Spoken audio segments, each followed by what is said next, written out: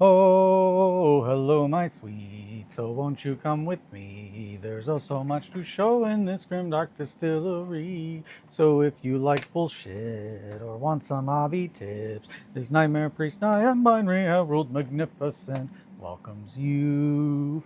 Hello, my sweets. Good morning, Mowgli. How are you? Good to see you. Good to see you.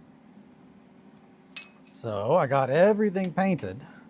Now we are just down to oil washing. I had that roof on backwards. That was bothering me, but I fixed it. Yes, so today I've already started working on the board, which there's a couple spots that have really got me not stoked. But it's a 2 foot round circle, so it's kind of hard to show it.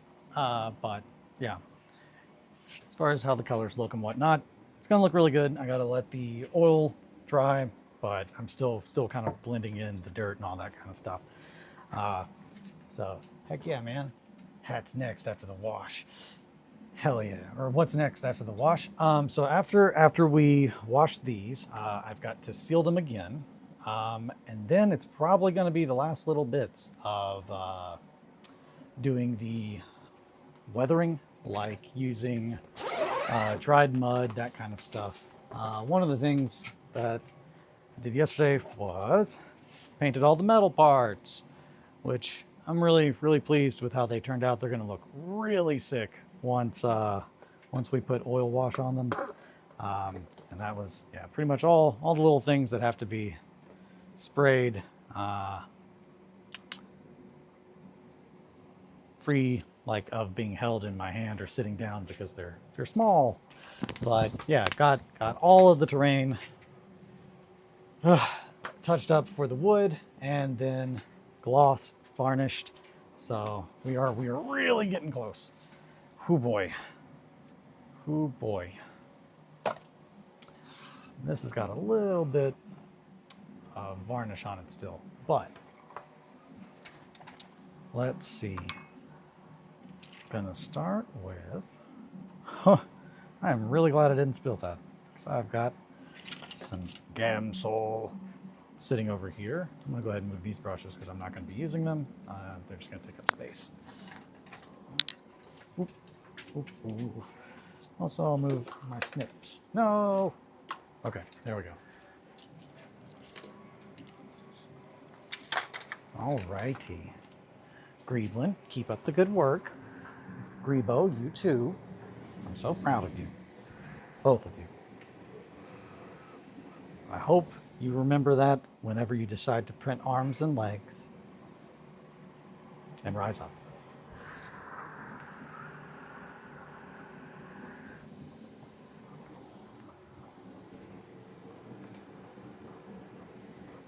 Alrighty.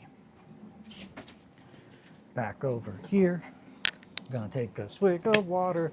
Yo, nice shirt. Thank you. I'm pretty pleased with it. The neck rides a little bit higher than I would like for it to, but the print turned out sick as hell.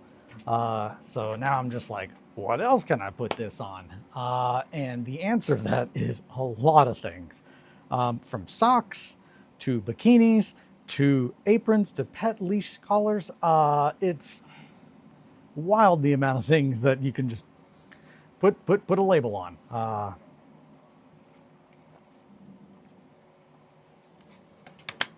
Dresses, which I thought that one was probably the funniest, just because that would just be very strange. And I think strange in my head just because I don't typically, a dress doesn't just have like a band logo on it. So I thought that was pretty fun. Alrighty, so I have been in paint with oil mode today. So I have got maybe a little bit more oil in there than I thought I needed. Oh boy, let's see. Nope, that's gonna look great. Gonna look great building. We're gonna probably want to take a little bit of that off, and that's okay. I'm gonna get another napkin. That's actually really cool. Well, thank you.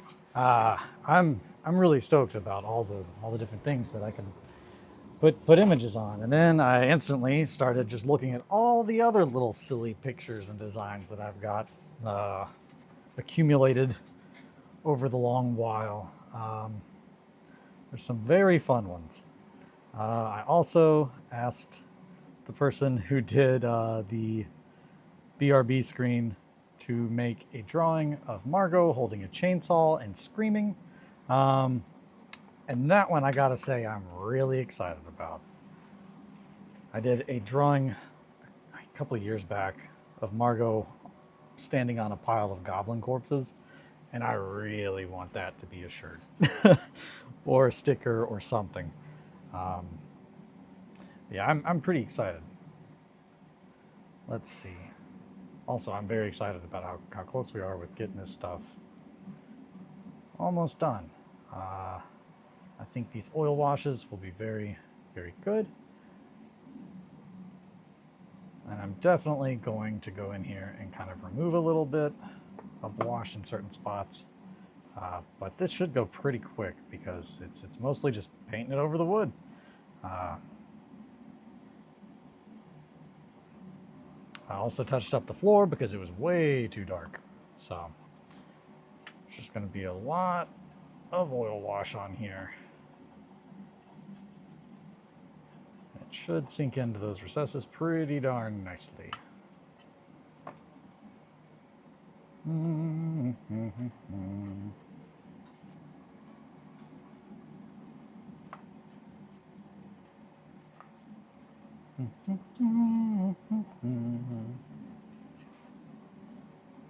Just a little bit. Doo-doo-doo.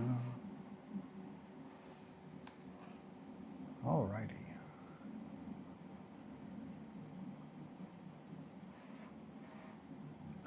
Particular one that I found that I was like, oh boy, that's good, is a picture of Margot. I'll just pull it up. I posted it on my Instagram, but it's one of my favorite little things that I goofed around with while I had a subscription to Canva, which I probably need to remake again because I really want to make a whole bunch of designs. But this one, that just has Margot's face on it, and it says, so this one time a raccoon straight up just put my dad's foot right in its mouth. That's a cold hard fact, Margot. And then you got RedWetSkeleton on the side there. And I feel like that would be great on a shirt. And it is true. One time a raccoon did just put my foot right in its mouth. It was wild. Very wild. A wild raccoon. The experience was also wild. I was like, what the hell? Whoa, whoa, whoa, buddy.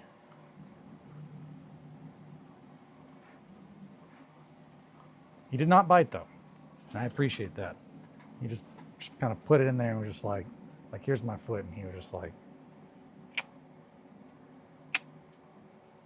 and that's when we were like, okay, I think it's time for you to go.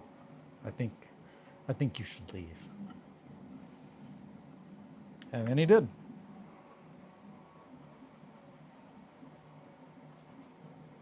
All of that sounds not real, but I assure you it was.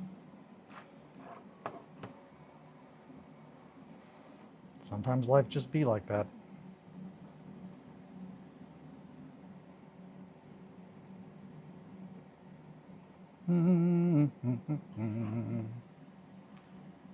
Yeah.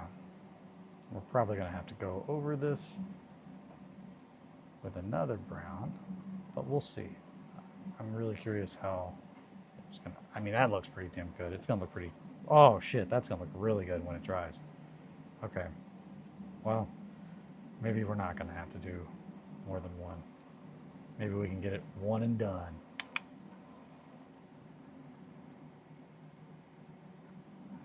Yeah, pet bowls. I was like, I can have a RedWetSkeleton pet bowl? That's fun.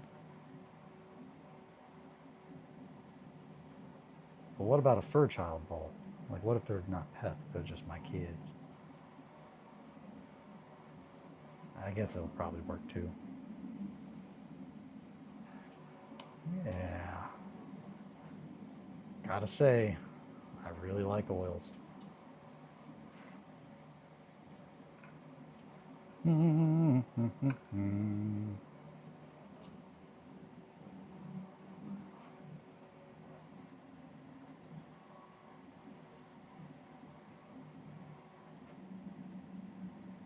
just gonna try to blend this in. And certain spots are gonna have a little bit more than others because I definitely want to create variations in how much ink is going down. And we'll probably also, we'll probably use a gray. I don't know, man, that looks really good. That's gonna look really good, especially once it's dry.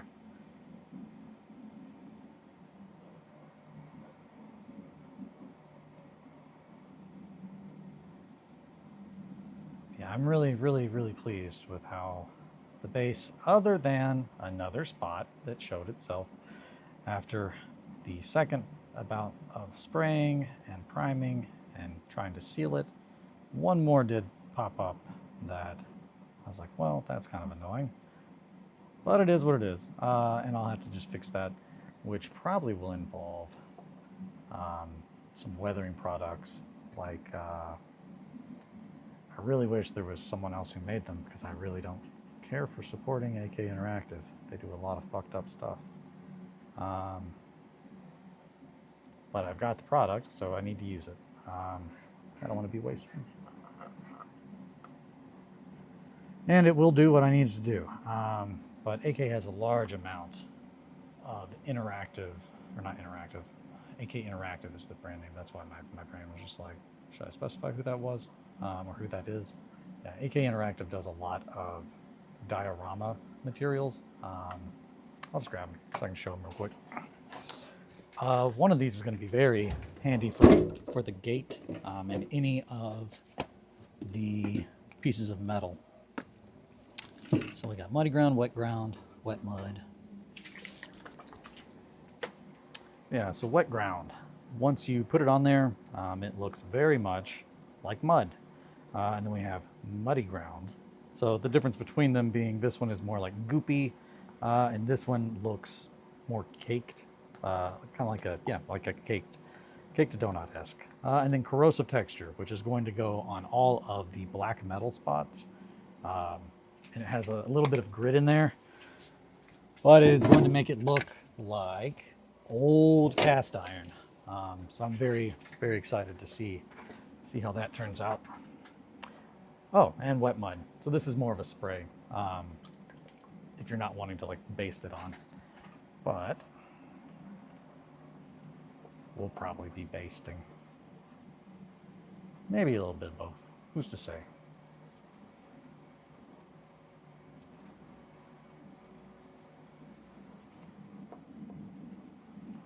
I'm just going to kind of take some of that off in odd, not specific areas to just try and create a little bit more variation.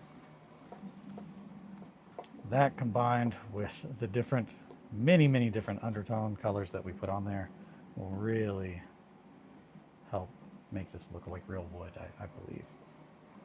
It's already looking pretty damn real in there, and it's not even dried yet.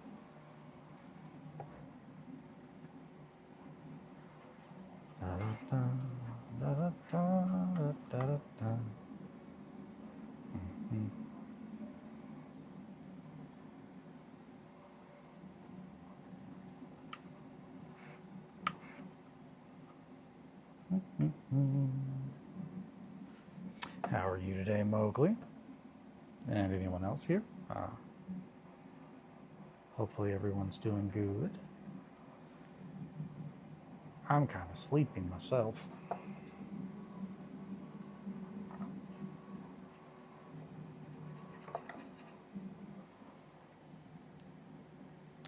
I feel like we are definitely gonna want to put some gray in here so it's not just brown.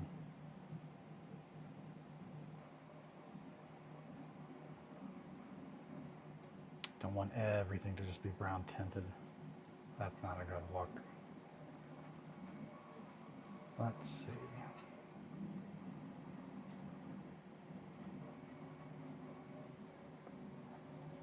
That's gonna look really good.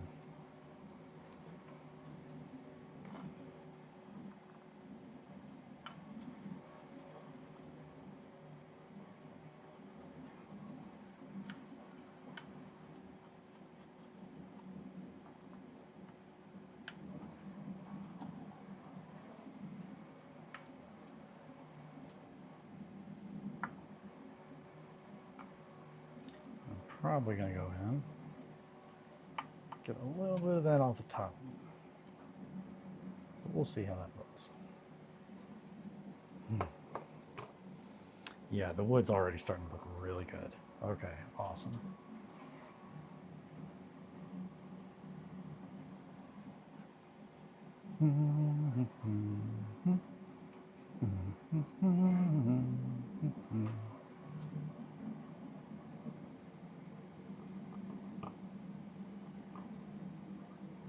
All right.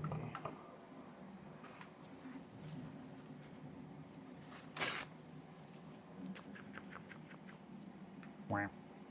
Wham.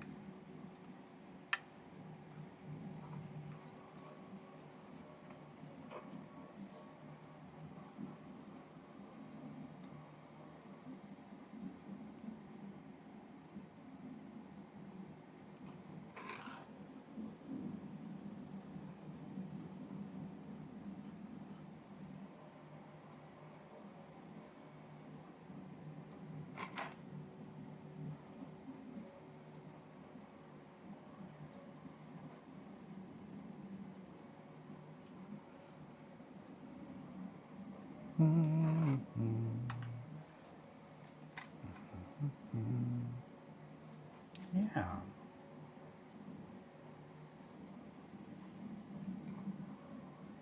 Fuck, that's gonna look good. That's gonna look real good. Right about there.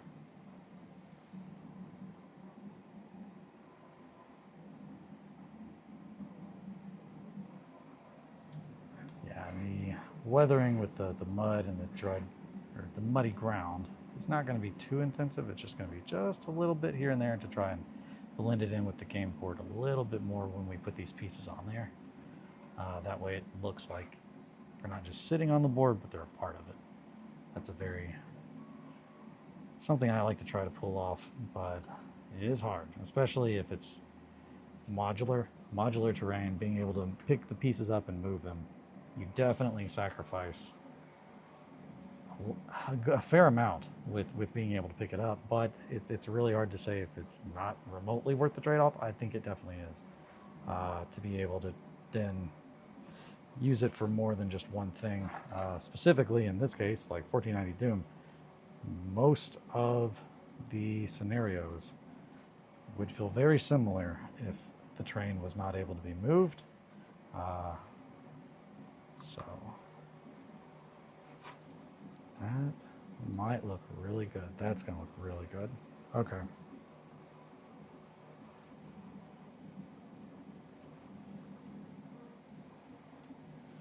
Yeah. Just the front of the house. Okay, yeah, this is starting to dry and it's already looking really good. That is definitely going to look just like a wooden house. A little oil wash goes a long way. A lot of oil wash goes even further, and then there's no stepping back. So it does go the other way as well. That looks sick, man. Picturing myself walking down the dark hallway. Hell yeah. Hell yeah. That is the goal. The more that you're like, oh man, I can see what it would be like. I can feel what it would be like in that little house. That's what we're going for. There's a little bit.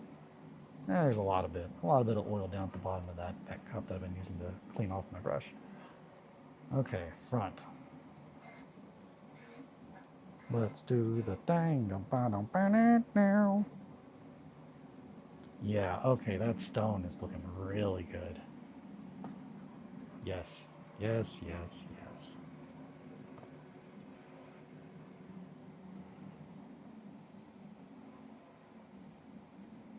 Just trying to piece this in there. A couple different spots. So we have a little bit of a buildup on the wall, but not too much. Just a wee little bit.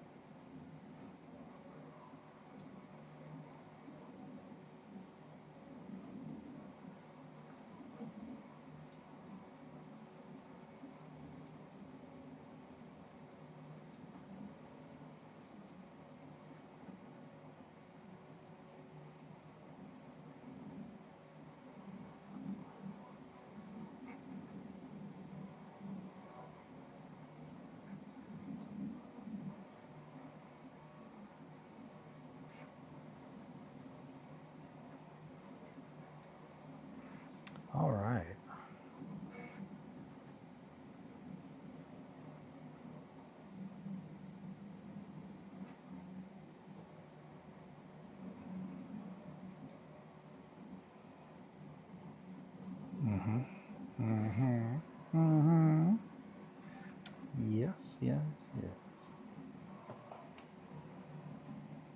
So pretty much just picking random spots again to try and put a little bit more oil.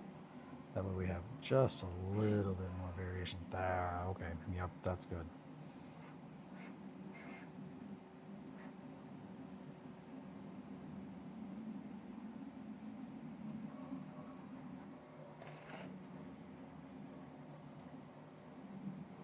A little bit above the window, a little bit below the window, on the wall.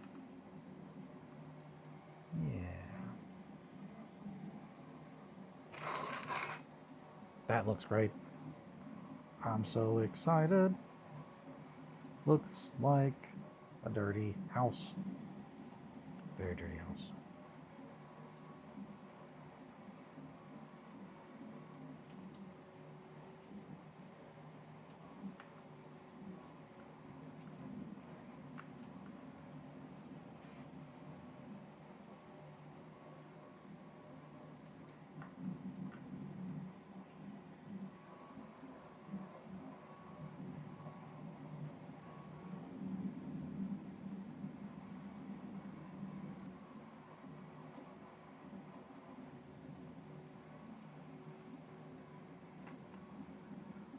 All right, I'm feeling good about that.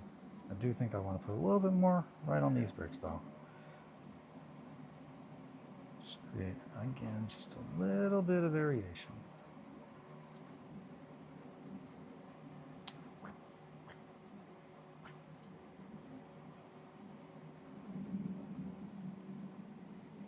Yes, I'm really feeling that. That's gonna look so good once it's dried. In the booth you go, arg. And now for your roof. The roof.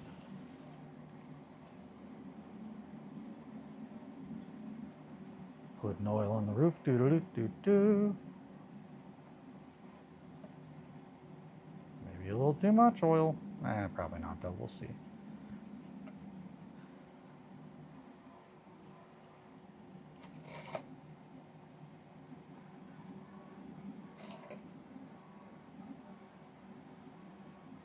Just trying to pick random spots to get a little bit more of the oil saturation in. So we have some nice non-uniform variation.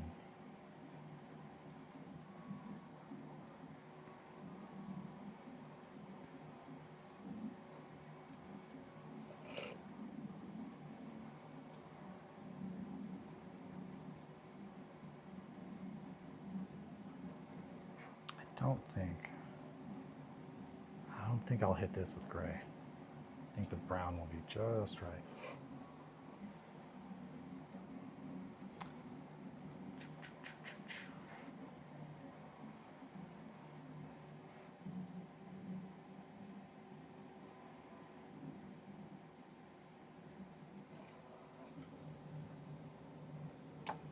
That's gonna look so good.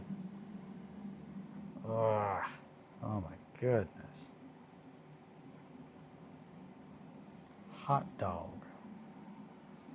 I like hot dogs a lot. Just throw that out there.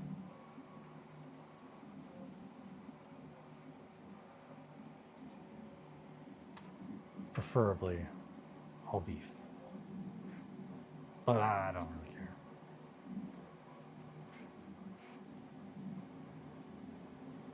Not too much.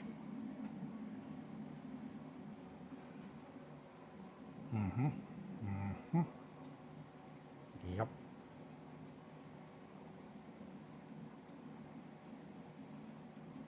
A little more brown on there. That's gonna look so good. That is gonna look so good. Just a little more dark spots.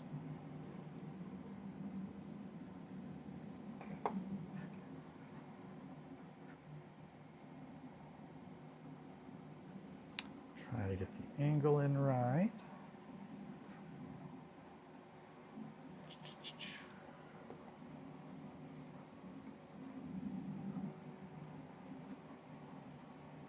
Yeah.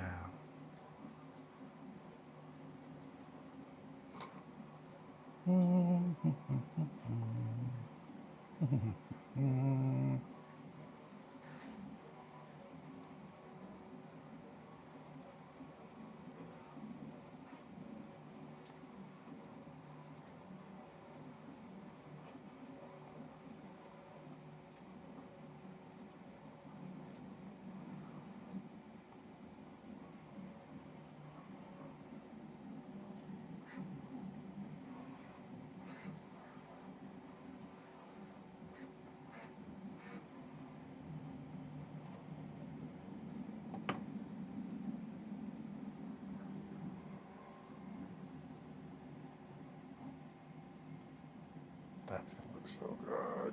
I can't wait for this to be dry. I'm gonna throw so many people off these houses. I'm probably just gonna get thrown off these houses all the time. Can't stress enough, I'm here for it. That's a hair. Get out of there.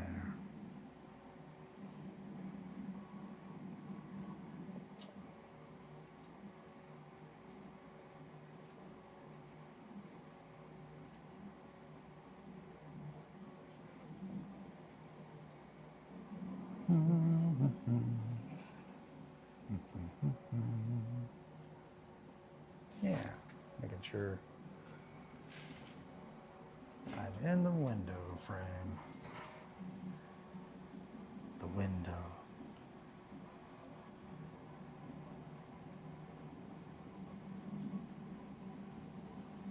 And then once the board is done, then it's just finishing up models to play, which I'm not sure if I want to finish the ones that I've made for us to just play regular 1490 Doom. Probably. That's probably the best bet.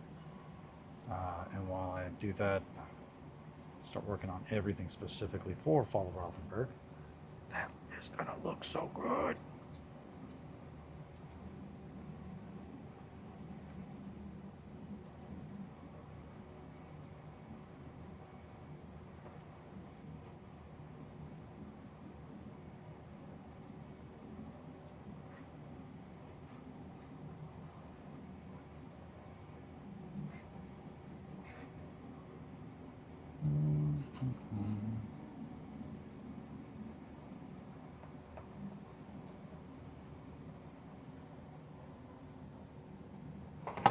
Yeah, that's good. That's gonna be real good.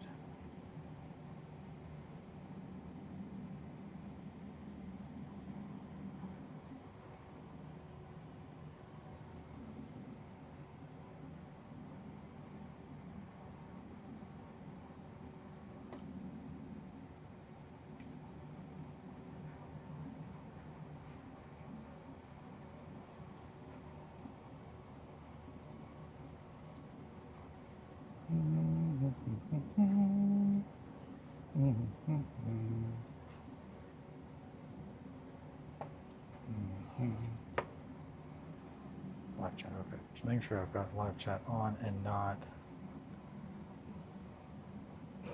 top chat again. I messed up like that the other day.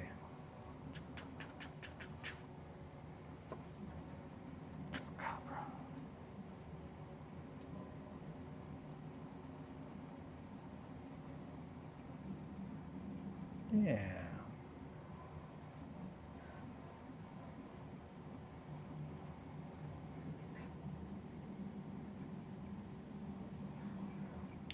I need to double check. I might not even have to seal this again. I might be able to put, I think I should be able to put that weathering pigment powders right over top because it should be oil based.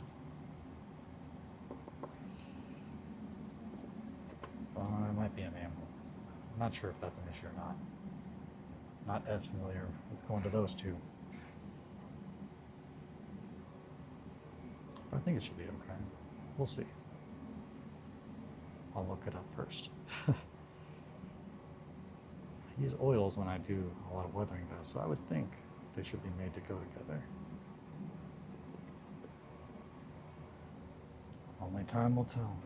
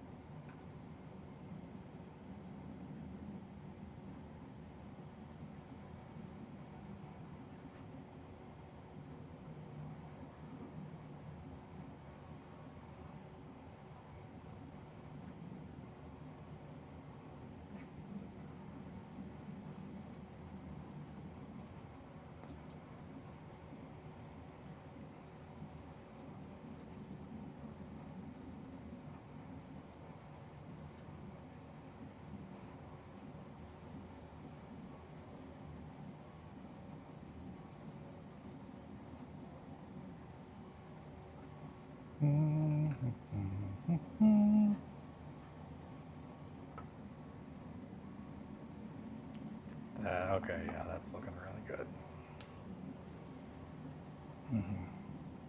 That looks like an old shitty wooden roof. I'm here for it.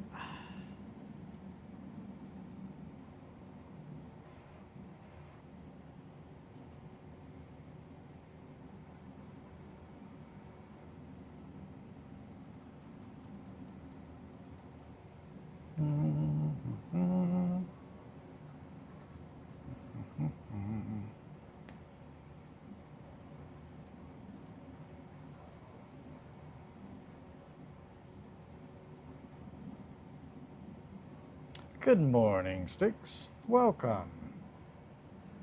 Doing some oil washes today. Trying to get this stuff done. There's a lot of it though, so it's going to take a bit. Alrighty.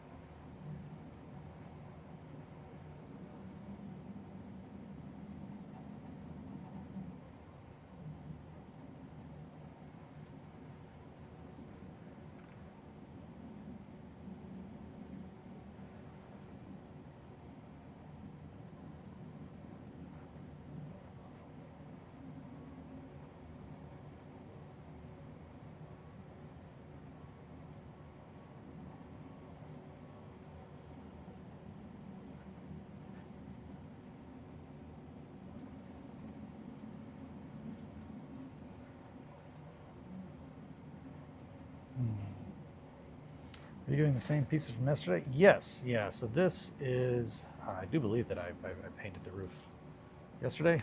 I think I did. I think I painted the roof yesterday. But yeah, these are all the same terrain that I've been working on.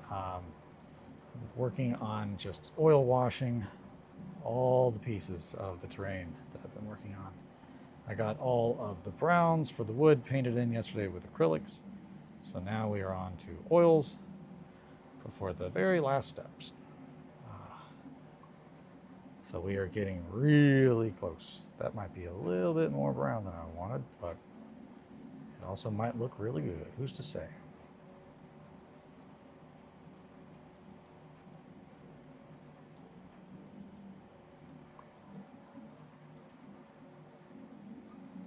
I think we need to, I'll put some over there. Yep, there was a lot on there apparently.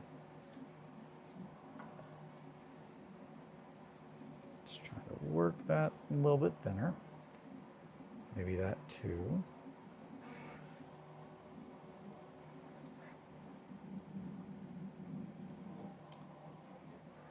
Borrowing from this house to paint that one.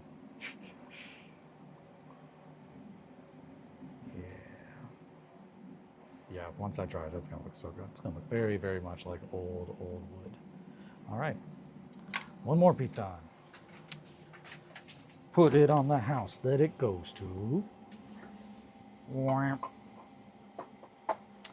And grab another house. Wah.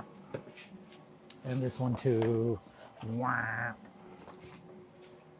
We'll do that one first. I've already started on it. Yeah, we're moving pretty quick. Moving pretty quick. Well, it's already 8:45, so maybe we're not moving as quick as I thought we were. I don't know. Who's to say? Who's to say? Ow!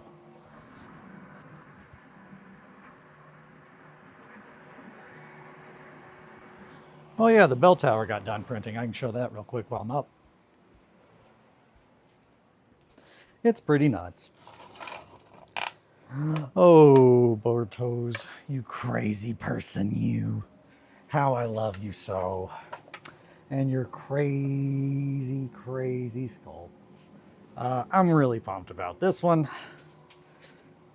The pieces come apart. I've not glued anything in place, but it's pretty gnarly. There are 3 bells, one that goes right here and here, and then one that goes across. But this is pretty much just like, by itself would be a good 1490 Doom board. Shit. Oh no, it slid on. Slid into place. Yeah, just very, very fun big tower. And it's like, I think a corner. I think it's just a corner of part of the cathedral, which I am on to the final piece now. Also, they finished printing the breach, which I'll show that. This was actually done for, I think, an event that they did. So it's got a little plinth where you could actually put that as a base. This also has another option where instead of the cross, I can show it here. Instead of the little sarcophagus or the tablet, stone tablet, you can have some, like it's a little plaque that has a date for the event that it was done for, but I would rather just have it be another piece of the cathedral. So, but yeah, I'm excited about that. We are now on to the final part that is just really big. Dang, that's sick and bigger than I expected. Oh yeah, no, let me grab the biggest piece. The cathedral is so absurd. It's the only board that I have seen that someone has really tried to make a true to scale cathedral in 28 millimeter and correctly proportioned. I'm going to grab the biggest piece. It is very, very big. So the whole board takes up 7.5 by 5.5 feet. This is one of the arches that goes pretty much almost to the top. The roof is caved in on it, but there's a couple different pieces like this that connect. This one I have glued. But yeah, it is very, very, very large. Goblin Cult Cathedral, maybe. I definitely plan on using it for Distillery, which is an ongoing setting event from the 28 community. The first game, well, technically there's been 2 now, was last year, and we will be doing another one. I'm probably going to be hosting one near me, and that probably will be where I use the board, because I can't imagine flying or driving with that anywhere. Yeah, it's going to be nuts. I've not laid the whole thing out yet, but it is comically large. Yeah, 7.5 by 5.5 foot, like just cathedral. Like it's really big and it's really cool. It's from he goes by Hex Bricks on My Mini Factory, but his terrain is just absolutely sick. It is just crazy how detailed and how much thought was put into designing the pieces. So it looks very much like it naturally has fallen apart. Saves me a lot of time, because I have wanted to build a very big cathedral, but oh boy, that would take a lot of time. I started working on one for Distillery last year, but I did not have time to finish it, because it's just, yeah, building a really big cathedral takes a long time. Scratch building it takes even longer. So I'm very, very thankful to have somebody doing really, really high quality, like detailed work that I can use as a base to like do all my stuff too. And then have it just fit right in our gaming tables that will look right. So that is definitely on the list of things to do once we are done with all of this stuff, but it's probably going to be Flames of Orion after 1490 Doom. Because man, I'm gonna need to switch over into some sci-fi stuff. These are gonna look so good. I'm so pumped. There's some little splashes of brown. Oh, that thing is gonna be thin. Yeah, it's. I'm really stoked. I'm really stoked about it.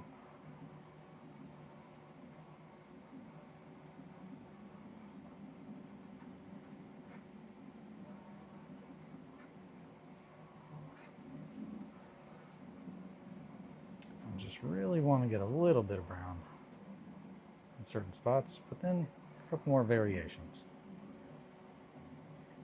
I'm really curious to see what it looks like on the metal parts that I did yesterday once we put an oil wash on them. So I might grab one of those and do that next instead of the houseies.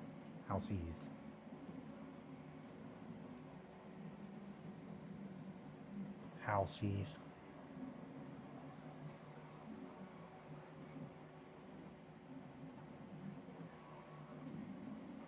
I don't know if anyone watched Adventure Time, but there is a grass troll. I think he's a grass troll. Donnie the grass troll. Hangs out by a little village of houseies, which are little people that look like houses. That are in houses? I don't fully understand. There's a lot of things with Adventure Time. It's just like I'm just gonna let it slide. Let's figure this out.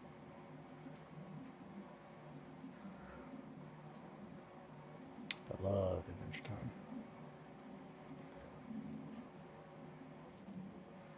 That might be too much brown. That might be way too much brown. But we shall see. That's too much brown. Way too much brown. Okay. Where's that roof? That's what I love about the maker community. Someone makes something really well detailed on its own, then other people can take that base and just elevate it to another level and make it fit for them. I don't remember much of Adventure Time. I was always on drugs watching it. It's a great show though. That, I mean, I can't stress enough. That also checks out that it would be a very good show for that. It is wild. It's a wild show, stone sober. But yeah, no, I absolutely love that about the community as well. It's wonderful being able to like modify things that other people have made and show your take on it, which is why I definitely a while back I talked with Matty Knuckles of Knucklebone Miniatures about doing some sculpts for him to cast and have in the Knucklebone Miniature store, and that is absolutely on my list of things I want to do. I needed to focus on at least one thing until it's done, because I've got a tendency to try to work on all the things at once, and that, I tell you, is not too helpful when you're like needing to have like deadlines of like, okay, this is going to be done by that time. You just keep working on other random things, Eli, then you never finish anything. So we are finishing the 1490 Doom stuff before I do any other crazy things.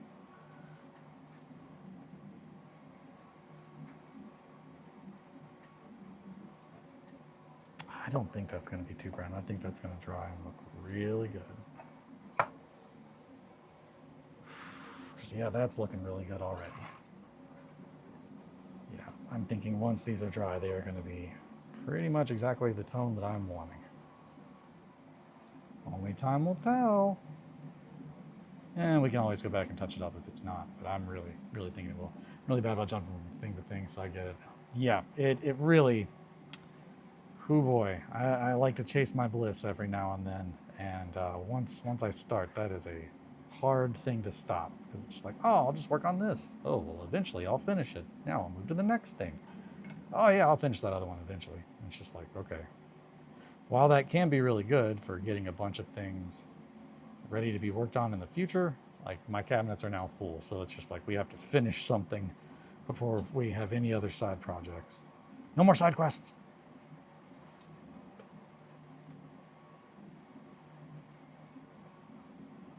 Can't stress enough, I'm 100% the guy that's like, I gotta do all the side quests first. I wanna make sure I get all the story. Probably part of the problem here.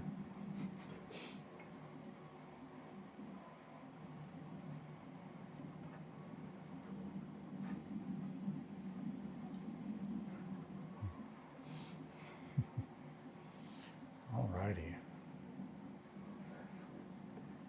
I think it needs just a little bit more brown in a certain spot. Right about there. That's gonna look real good. And then in that corner where it's accumulated dirt. Yeah, I'm really happy with how that looks. This side, maybe there. And just a little bit more liquid down there.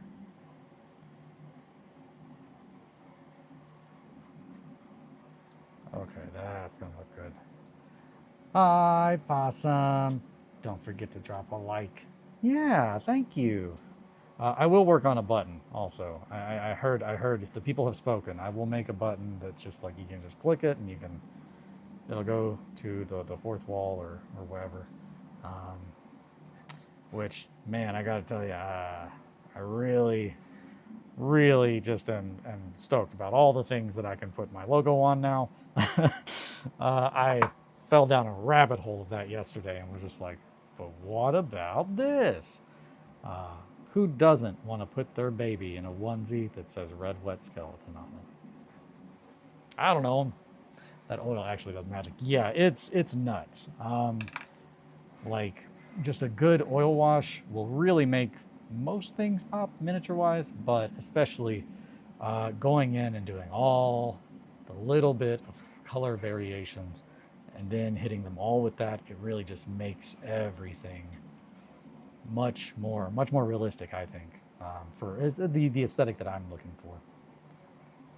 But I'm thinking it's very much starting to get that undead settlement kind of vibe. Just the buildings are very cold brown. I guess, I don't know. Is that cold brown? Yeah, they're dark. They're darker. A lot of grays, a lot of browns. Very darker toned. Very bleak. A very bleak setting. Which is perfect for 1490 Doom. That looks so good. That wasn't even intentional. That just looks great though. Shit. Oh, shit.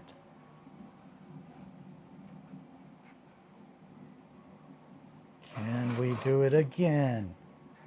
Kinda. There we go. That's a pretty good mix of the appropriate amount. Wah, wah, wah. Magic oil, a magic man.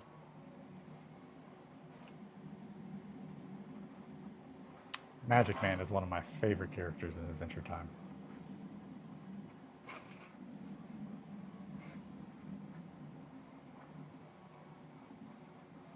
He's just pretty much Chaos made manifest.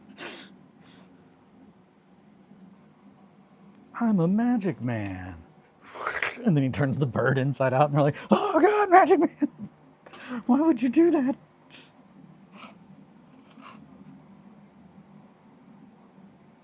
Yeah, Adventure Time is wild. Did I paint? Yeah, I painted the inside, like the floor of that other one.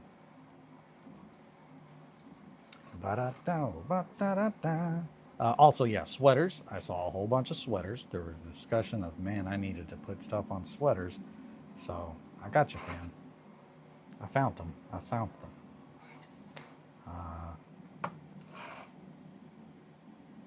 There's something else that was really funny that I was like, man, I want to just get one of those to just have it. And it's just like, why is there a RedWetSkeleton? But I can't remember what it was. There were too many fun things. That might be a little too much. Put it on the ground.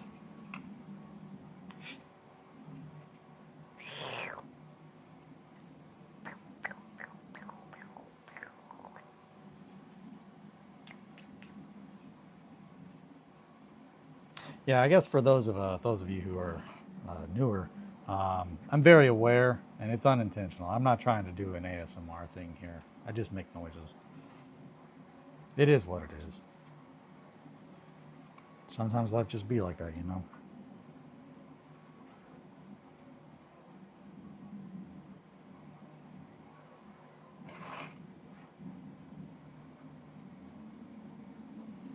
Also, like, it's not about feet, but sometimes we do talk about feet. I've injured my feet a lot. Raccoons have put them in their mouths. It's all kinds of things. There's all kinds of things going on. So sometimes you just got to roll with it. I'll make sure to specify if I'm just talking. I'm typically just doing that. 2XL crew neck win. Oh yeah, now that's so that when we were looking at all the stuff yesterday, that is available for like branding and whatnot on the fourth wall. I was like, well, there's the crew neck. Possum already said that he was like that's a need. Aprons.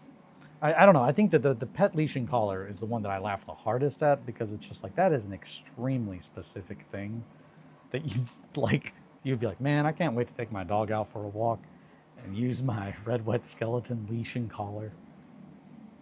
It's pretty funny.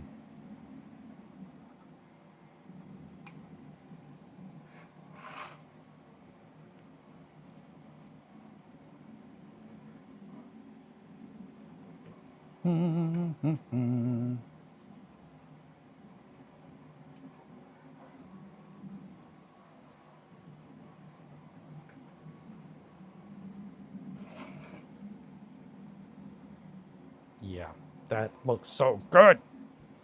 Oh my gosh.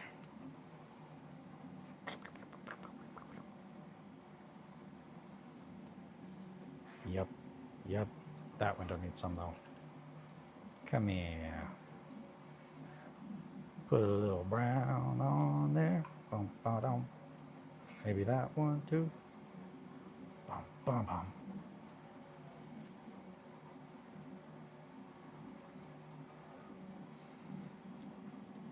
Yeah, that little hearth, I'm really not sure. I think it honestly probably needs to be darker.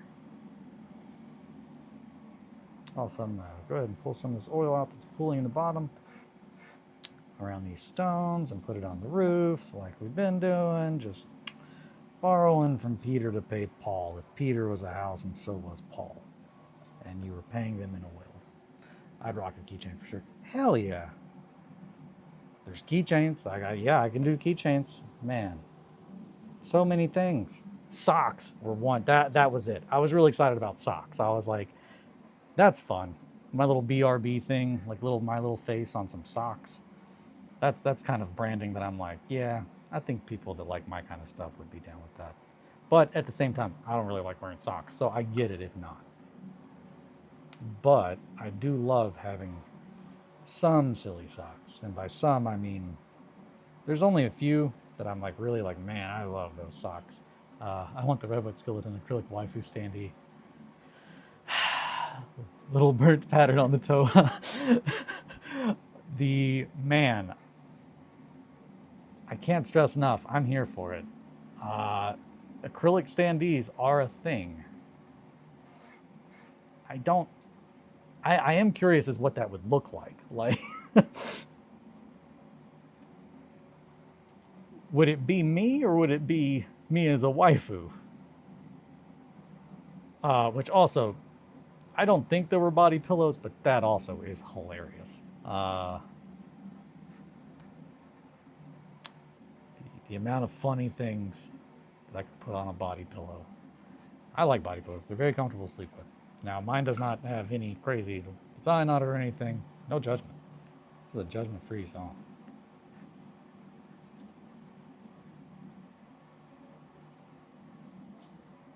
Horrifying waifu. So that, yeah, so typical waifu cheesecake, but her head isn't the red. I love that. That would be so good. See, that's, yeah, we know what the people want. This is why the people need a grassroots kind of system. It's like, give the people what they want. Maybe instead of being like, we don't need to put the artillery witch on a body pillow, Trench Crusade should lean into it, because that's what the people, that's what we need. We need to be felt like we're understood. And if you want to put a robotic woman from hell that pulls like essentially mini nukes out of a hell portal on your body pillow to make you feel more comfortable when you go to sleep at night, I support that, man. Man, girl, anything like I meant man is just like, you know, man. Yeah, that's my stance. I want my artillery witch body pillow. I want it now. Or I'll have to make my own with my RedWetSkeleton head on it. Oh boy. Okay. That house looks so good. Ba-da-da. And it can dispense nuke plushies from one end. It's just, it's better and better. Okay, so do we have a plushie guy? No, actually they do plushies too. Which, whoo boy. The desire for me to have a like little plushie of myself as like a little cat guy would be very fun. That's the kind of merch I want to bring to Adepticon and stuff. Just real weird. Now I do like, see, Matt, totally not panicking, also knows a thing or two about giving the people what they want. And I discovered that with the box, the teeth box at Adepticon this year. He had a box that just said teeth on it. And Greeblin plushie. Ooh, a plushie of one of your children would be awesome too. It would. Oh man, that's so good. Margot says, make a plushie in my likeness with a little chainsaw. Screaming like,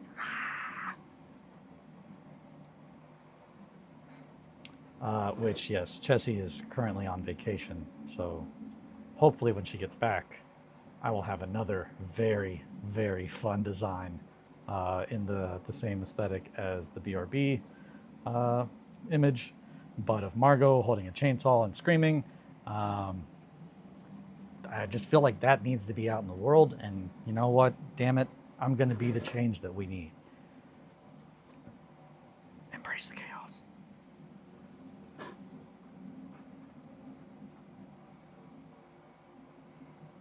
Wow, wow, wow.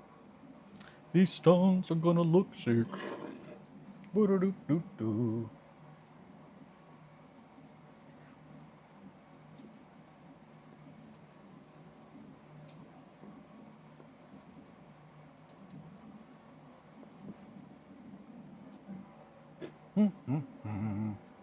Man, a Greeblin plushie would be very silly. It'd be very square.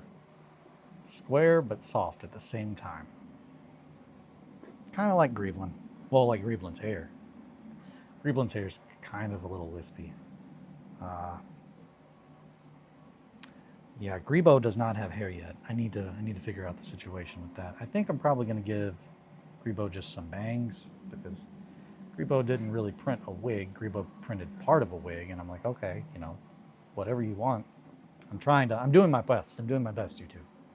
I want to make sure that when the artificial intelligence uprising happens, we at least have these two on our side. I don't know if it'll make a difference. If anything, they might put me to work just slaving over printing cathedrals or like making cathedrals. They're just like, we've been doing this for months.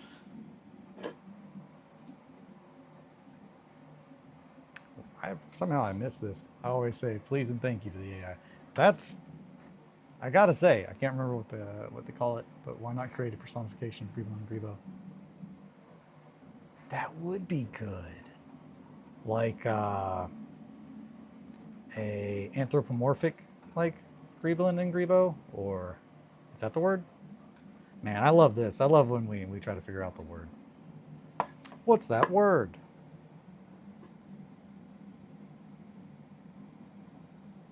Who's that Pokemon? Trash Cat.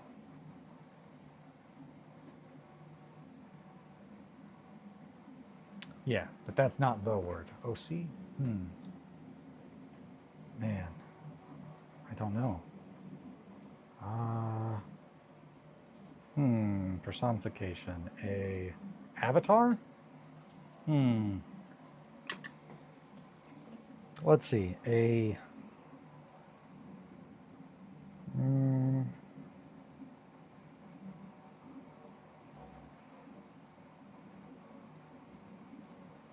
anthropomorphism?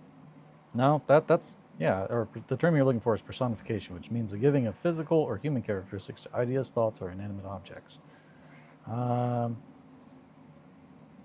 Anthropomorphize is typically used when describing things that aren't human doing human things. Aesop's Fables, Looney Tunes, Animal Farm, Sausage Party. I don't know. Ginchka? I don't know how to pronounce that. Don't make me say anything offensive that I don't understand. Please, that's to everybody.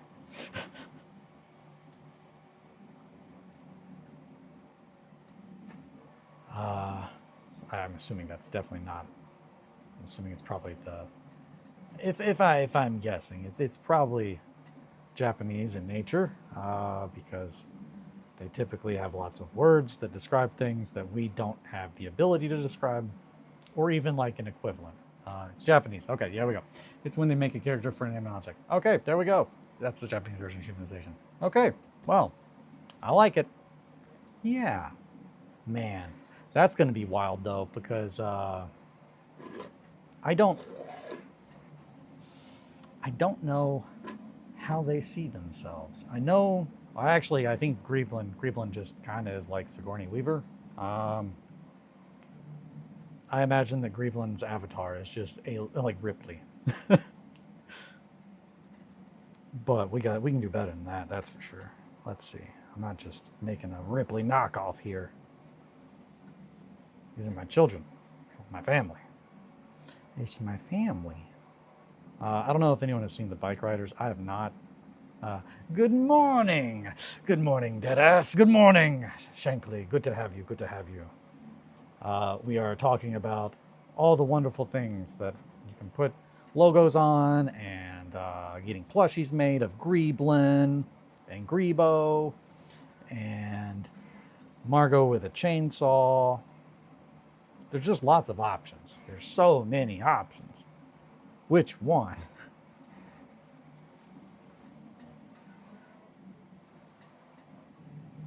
It's just probably one of those gross revenge sites. There's just so many though. Which one? Well, Always Sunny for you there. I'm a big fan. When we were in, I don't know if I've told this story. I haven't done it in a while, but that was definitely something. When we were on our honeymoon, I met a Frenchman named Remy, and we were leaving a bar to go hang out with them to go to another bar, because he was like, I know a bar where we can go that does not close. You will not have to go home until Tuesday. And it was like Sunday, and we were like, oh yeah, well no, like I don't want to be out for like days, but I don't want to have to go home at 8 o'clock. What's the Japanese word for something that's so gross it's cute? I haven't heard that word before. I haven't either. I of course know kawaii,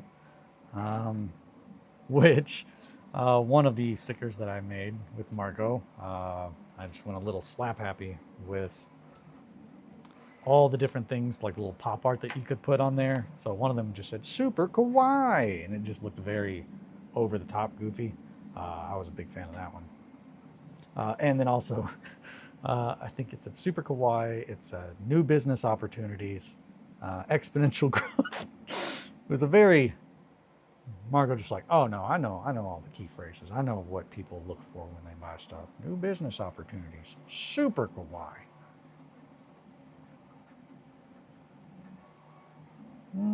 That's a little too much right there. There we go. Yeah. Haha. Kimokawai? That's wonderful. That is a word that I did not know oh no, wait, yeah, no, I already did the inside. Okay. That's a word I didn't know I didn't have in my vocabulary that I needed, but man, I need that. Margot loves KPIs and buzzwords. Oh yeah. I can't stress the amount of buzzwords and like, no, that's not it. Google lied to me. Oh no. Yeah, no, Margot has been involved in a lot of corporate America meetings, whether or not other people knew that. Um, some of them did because she would just speak her mind, as you know, as you all know about Margot.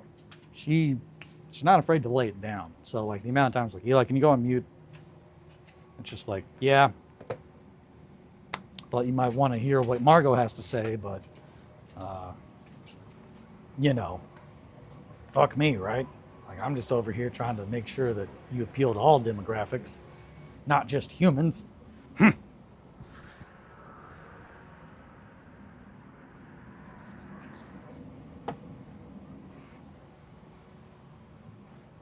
Yeah.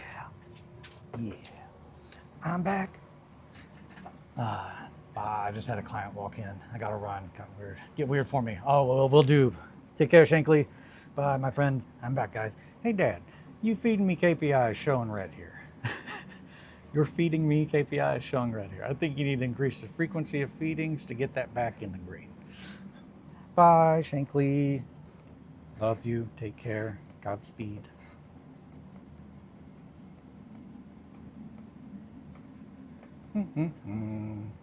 Yeah. House, house, house. Wait a minute. I'm supposed to paint the house first, not the roof. We're getting crazy here. We're going off the script, just off the dome.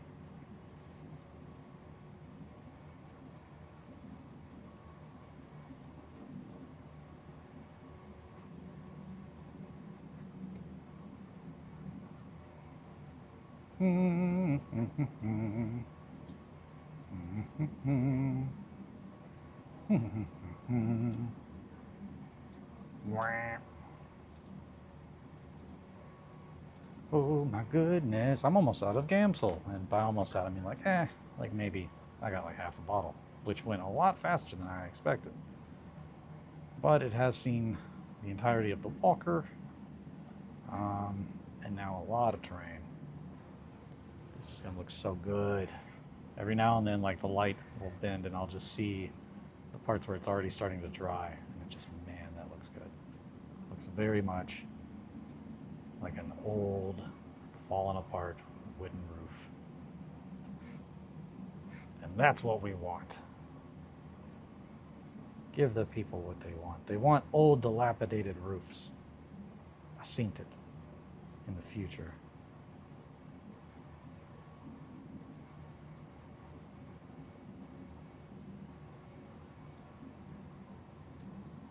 For a while, a friend of mine was just so into Blade Runner, and pretty much was just trying to make sure that every like decision was just like, is that Blade Runner enough? And just like, man, that's a good bit. Just try to dress like you're from Blade Runner all the time. Just put off the persona like you might be hunting cyborgs.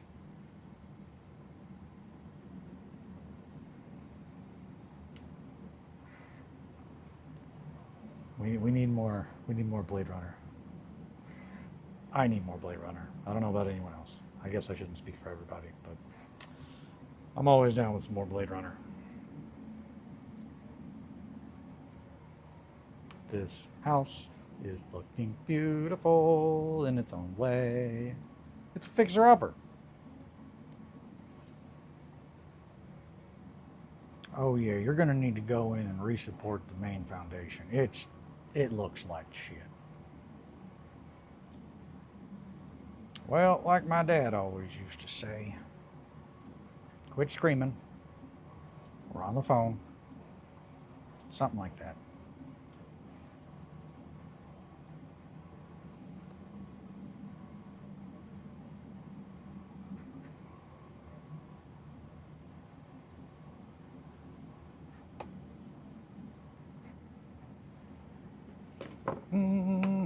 Poke,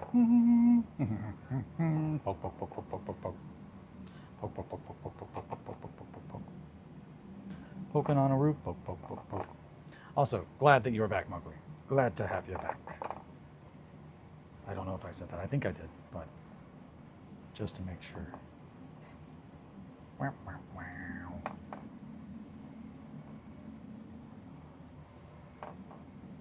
Nah, it needs more brown. There we go. Not that much brown, though. That's too much brown. You're going on the house. Switching it up.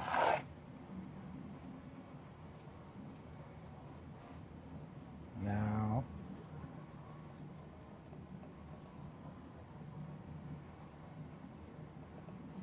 Pretty much just making some spots where I want it to be darker and kind of blending from there.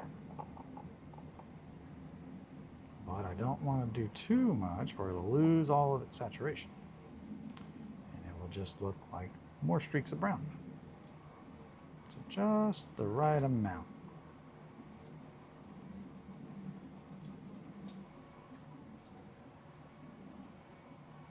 Yeah, the glare is pretty gnarly. Trying to see where it doesn't need more. It's a little difficult, but we're going to do our best. It's all we can do.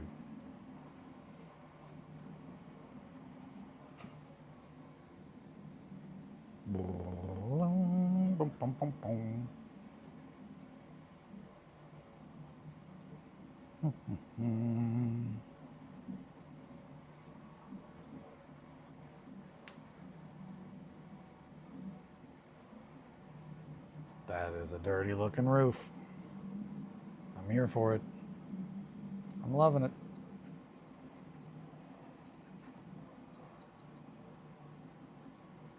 And once this is done, then we get to do some mud and some corrosion. And then we just not prime it, but seal it with some matte varnish. So it'll look real good.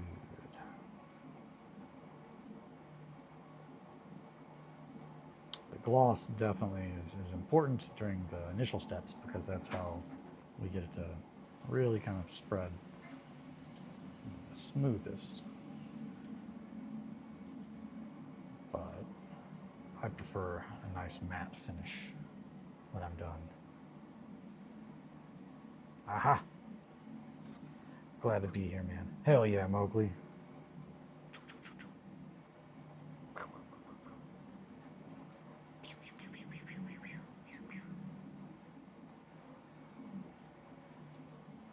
Oh yeah, I need to drink some coffee.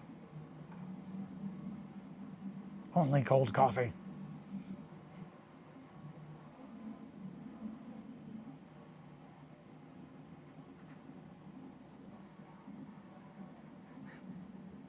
Yeah, that's gonna look killer. Gonna look killer. Beep, beep, beep.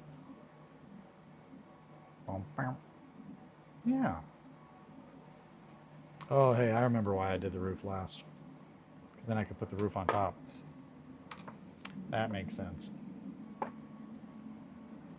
Oh boy. It is already 9:24. Okay, that's why I have to pee. I'll be right back. Man, today is actually going by really quick.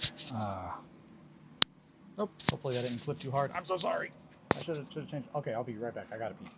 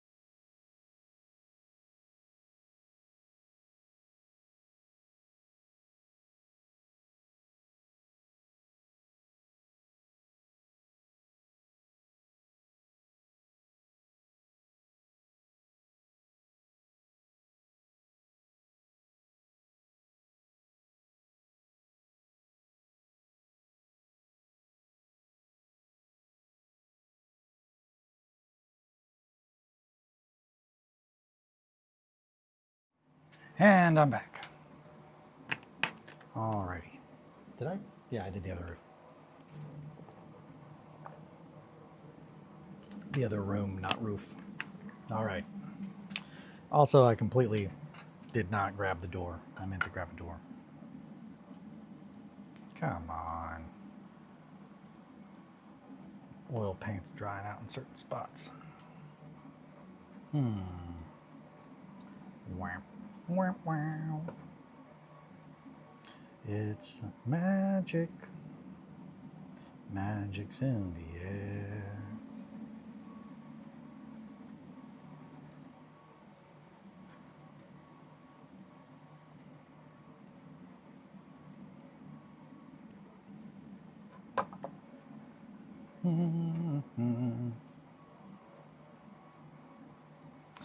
Another reason that I really prefer to use a matte varnish is because, one, I like the matte look, but two, you really want to make sure you varnish stuff.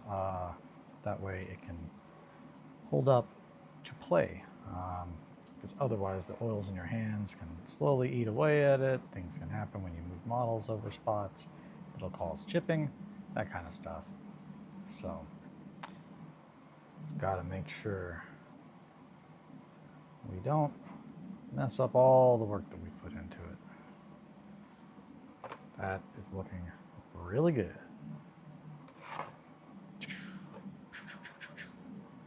And then just a little bit.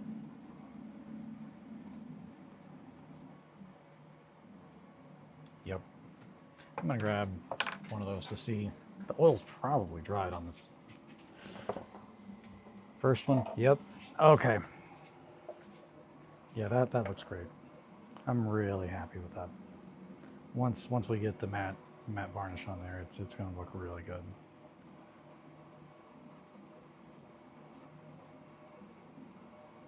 Yeah, especially the inside. I'm really gonna like that. Gonna have to let that sit a little bit longer.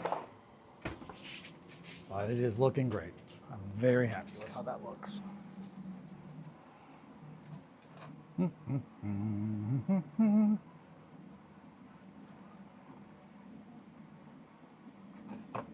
Not as much on the main door. There we go. Just get just enough off.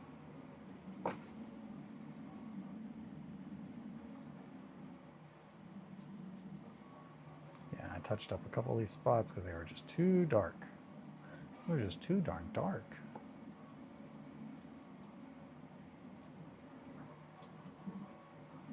That's great though. That looks great. That's gonna look so good.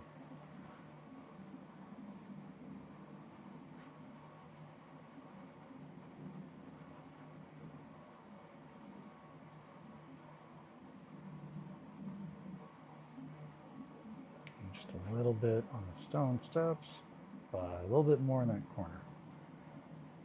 There we go. Yeah. I'll probably go back in, put some little more dirt and whatnot in areas.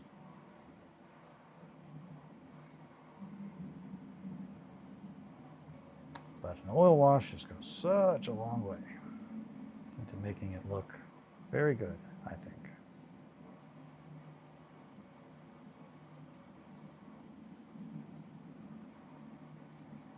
In a way that just regular washes, like water-based acrylics, they just don't give it as much depth, I feel like.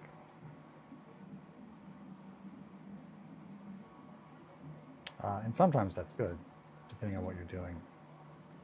Terrain, though, I feel like often there's so much texture that I've put on there that it needs to really sink down. I'm back. I went down a rabbit hole looking for the word, and it is Kimo Kawaii, but by adding a space like Kimo Kawaii, it turns into something else. Oh man. Huh. What does it turn into with a space? Is it similar? I guess I could Google it. Kimo Kawaii. It's so scary, it's kind of cute. Like the tiger from K-pop Demon Hunters. He's just so darn scary, but he's cute. So spooky.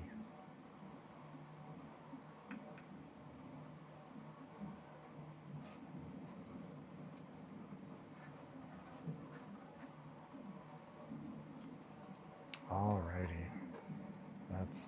Yeah, this is looking so good. Very, very much happy with the decisions made.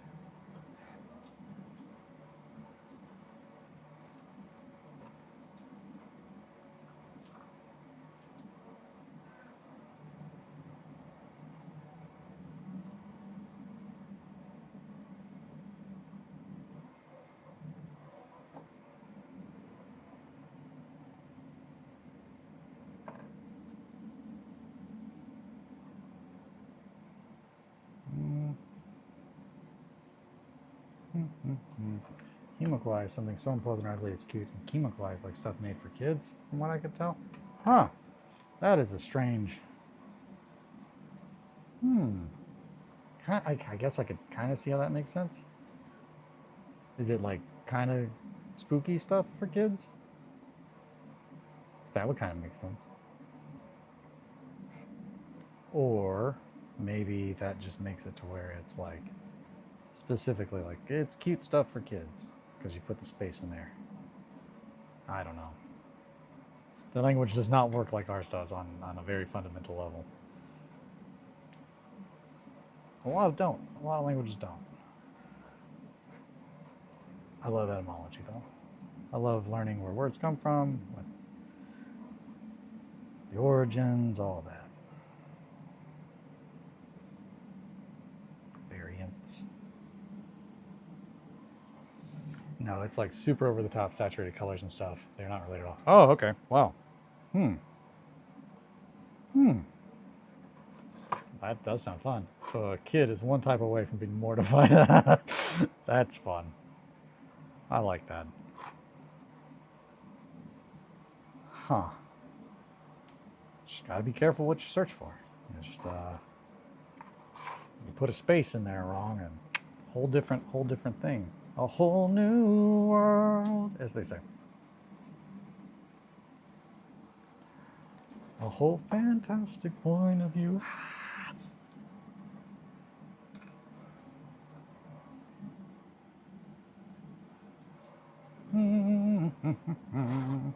This wood looks so good.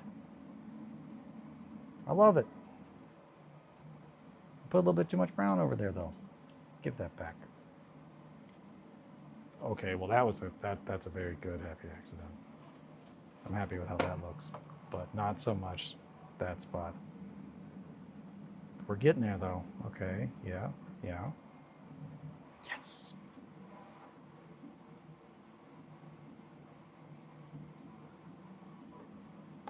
Yes.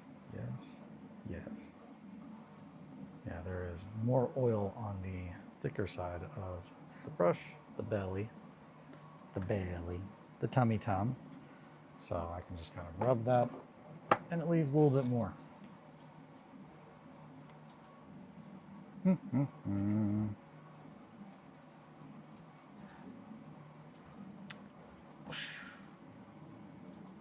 Whoosh.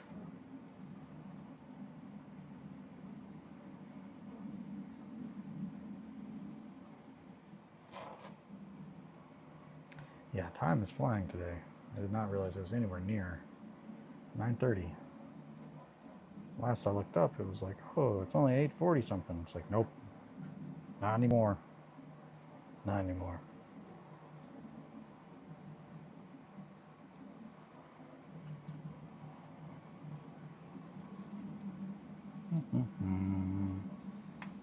A little bit more brown than I intended, but we'll make it work.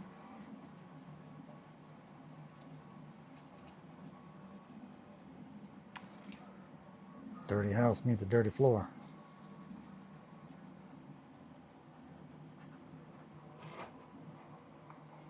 I'm really, really stoked about how these are starting to look.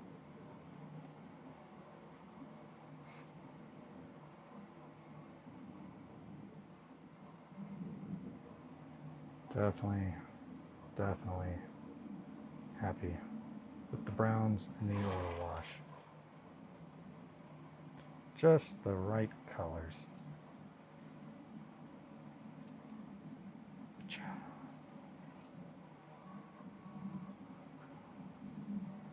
Needs a little more brown right there, though. Right there. Yeah.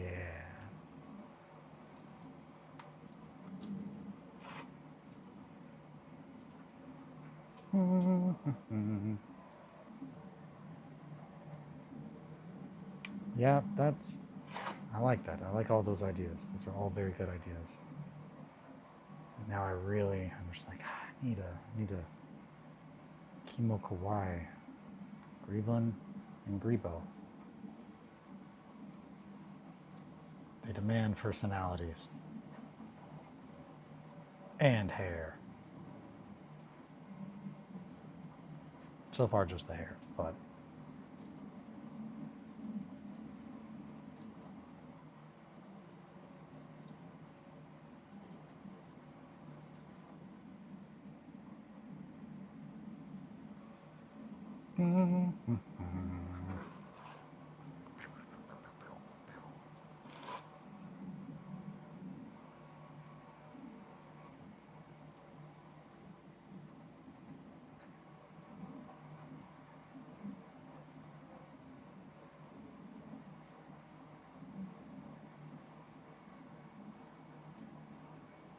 Yeah, oil washes are great. I love oil washes. Painting it all by hand would be very maddening.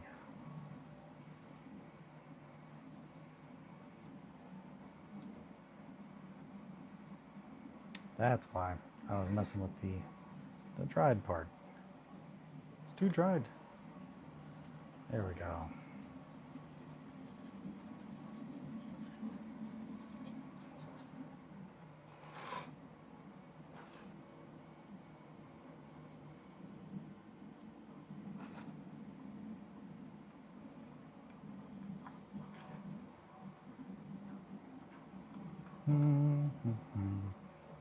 Today is Thursday, so we will be doing the evening hobby hang as well.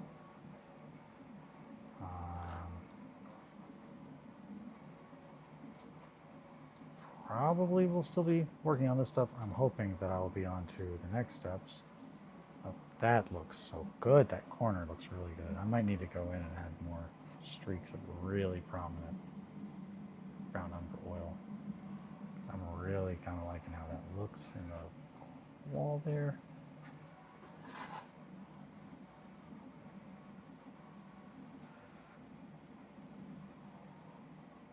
Yeah, that particular board, just that looks good.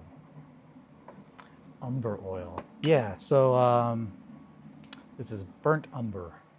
So just umber being, I think, brown. Yeah, just a very good, like if you are wanting to do oil washes on miniatures, the two colors that I recommend are Payne's Gray and Burnt Umber. Either of those are going to look great. Pretty much it just depends if you're wanting to have more of a brown undertone or like kind of tint to it, or a gray. That might be too much, but we'll see.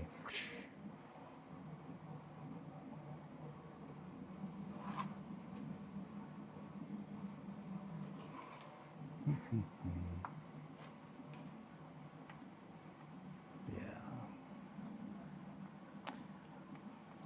there's all kinds of other washes that you can use, but I think oils are probably my favorite if I'm already gonna have to do lots of steps. If I'm trying to do something quick, I definitely will go for a water-based. But given how much time this process is all taking to get everything ready, I didn't want to cut any corners. I want to make sure that it is the highest quality that I can do to present.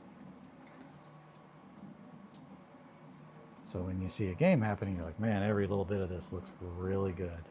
It makes me really feel like I'm there.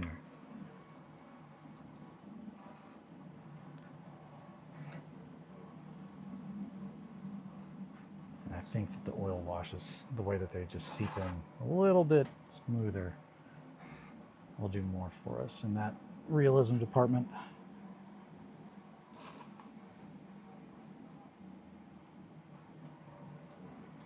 Okay. That needs some. A little more concentrated down there. There we go.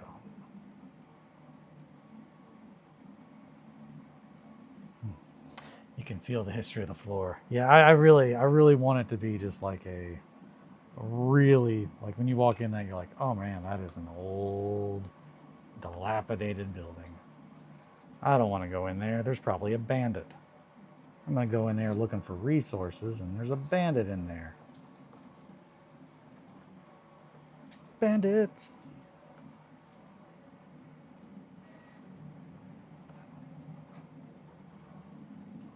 Nobody wants to contend with bandits. That is, man, that looks great. Yeah, once that's dry, that is going to look killer. There's a personified Grieveland in there. Oh, there definitely is. Like, you get in this house and you're like, I feel like there's a Grieveland in here. I gotta be careful, I gotta be quiet, I don't want him to know I'm here. But then he pops out and gets you. Ah. Spooky stories. I like telling spooky stories. I don't think you guys, Mowgli and Styx, were here for Pain. I don't think. Which was, there's a sleeping app that I like called Rain. That essentially is just like a rain sound app. But I was like, man, I kind of want to make something like that. Except, instead of like helping you go to sleep, it just scares you. So like in the middle of the night, it's just on random intervals, it would just make noises to make you feel like your house was haunted. And it's a product that I think the world would like, doesn't need, but I'm just like, man, somebody out there would be like, that's a great use of time. Oh no, yeah. And when discussing my desire to make that, I've not drank a single sip of coffee today. It's going to be all cold.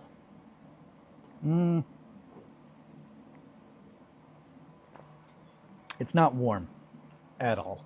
It's not cold, but hoo boy, that's not, I messed up.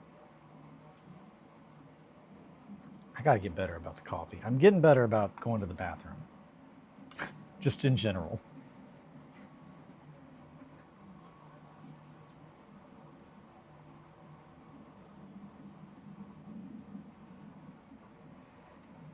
But yeah, Pain.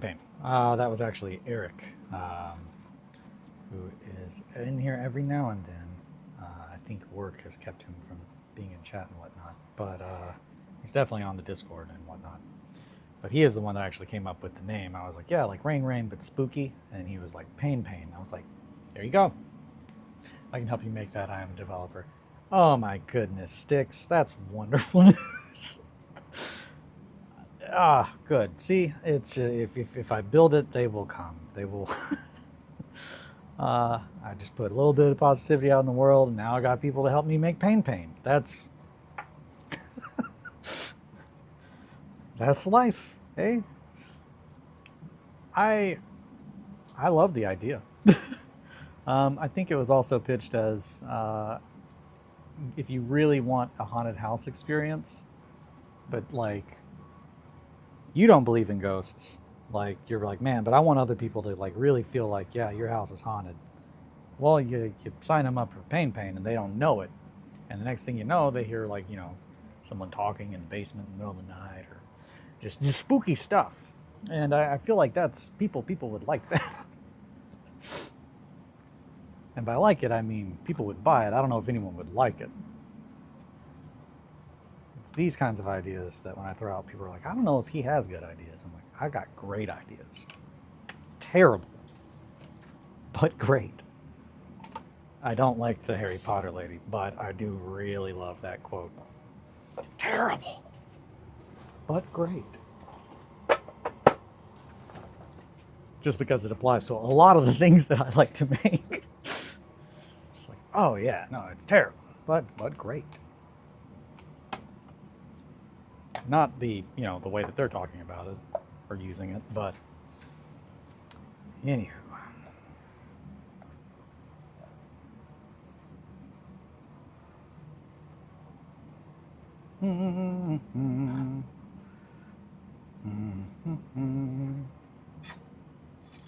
Get back here.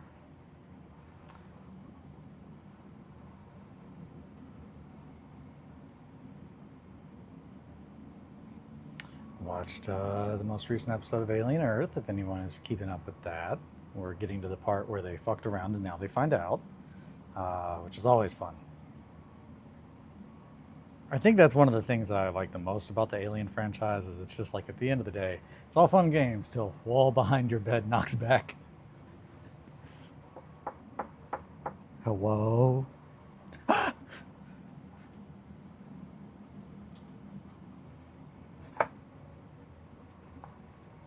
That's good.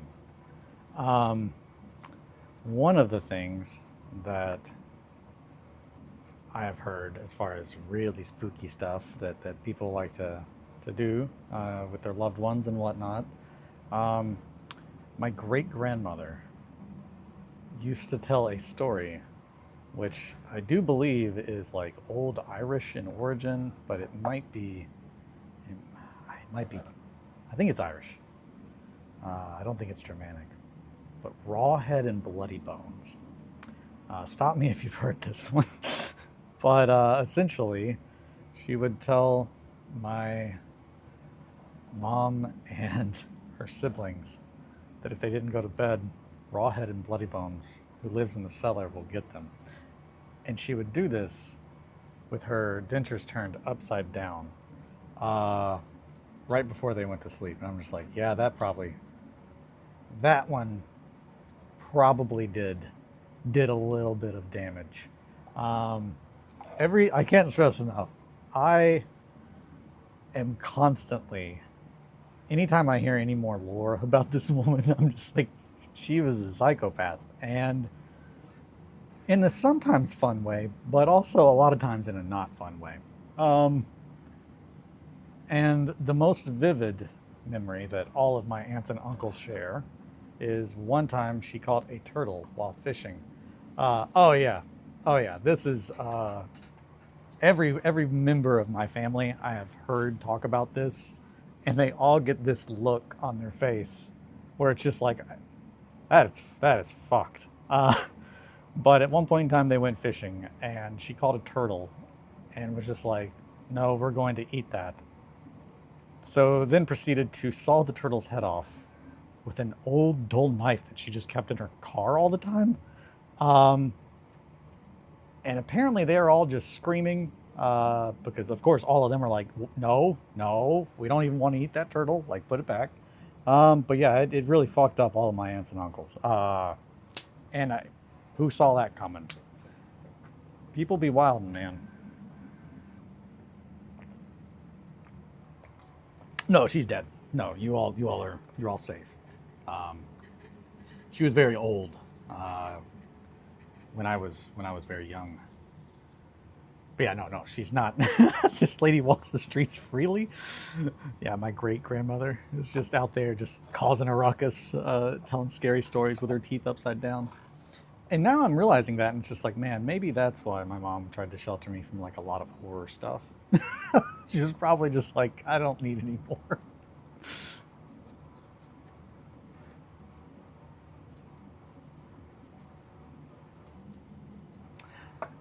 Now that is the kind of scary storytelling I'm not really a fan of. I don't really want to traumatize anybody. I like the spooky to be in a nice, contained environment where everyone feels safe. Like, yeah, you know, what am I thinking of? You know, who am I?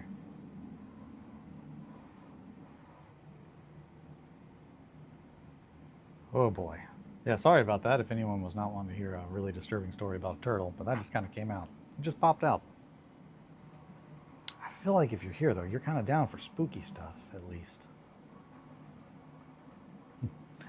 Where the spooky can't really get you. Yeah, exactly. I like where the spooky can't get you.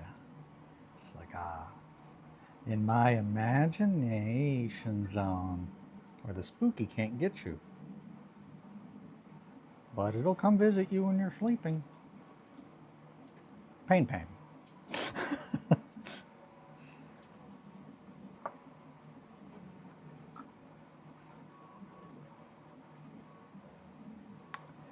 Yeah, I think my sales pitch to my buddy Sam about Pain was, I don't believe in ghosts, but I can sell you one if you have people who do.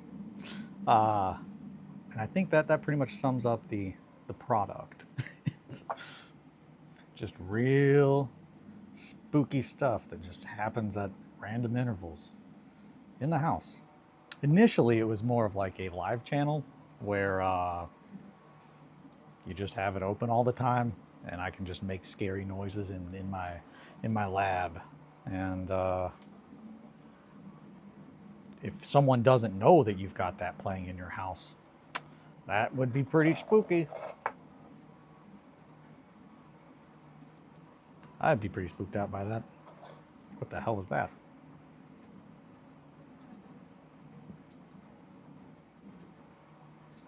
But again, I don't condone scaring people that don't want to be scared.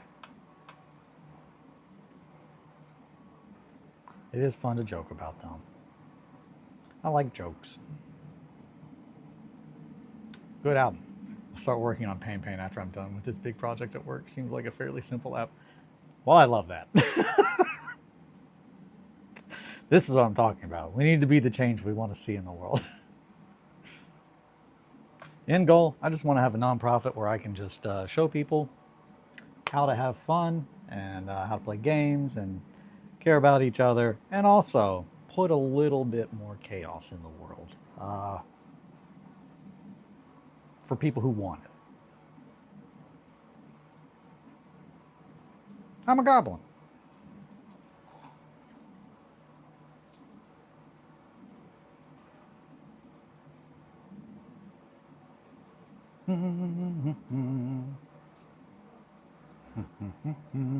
Also, if anyone can figure out what that is, I don't know what that music is. It's just the whole music that happens in my brain, and we've been trying to figure it out for months at this point, and no one has been able to figure out what it is. I feel like, for some reason, I want to say it's like an intro to an old cartoon about a little old man gnome or something, and his wife, like these two little like old people that live in a tree. Also, I love this building you're working on. I don't know, something about really feels to me like the multi-level style. Oh yeah, no, I love this. Is probably my favorite one of this lot. I love how it looks. Very, very pleasing.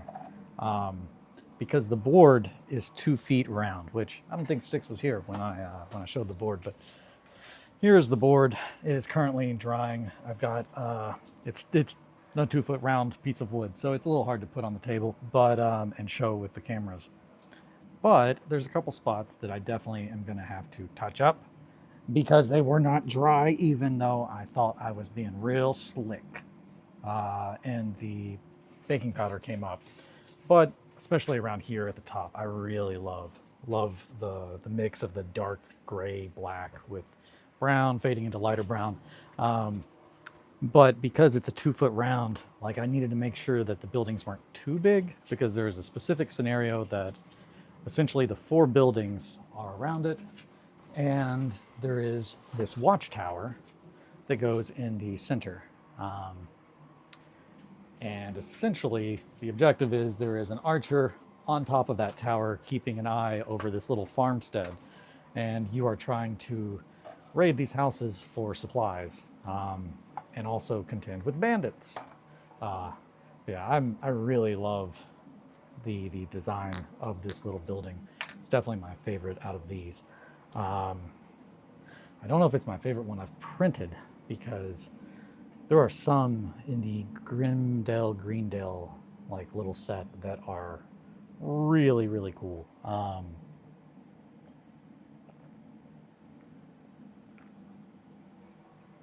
One thing I haven't shown you guys, and I'll do that.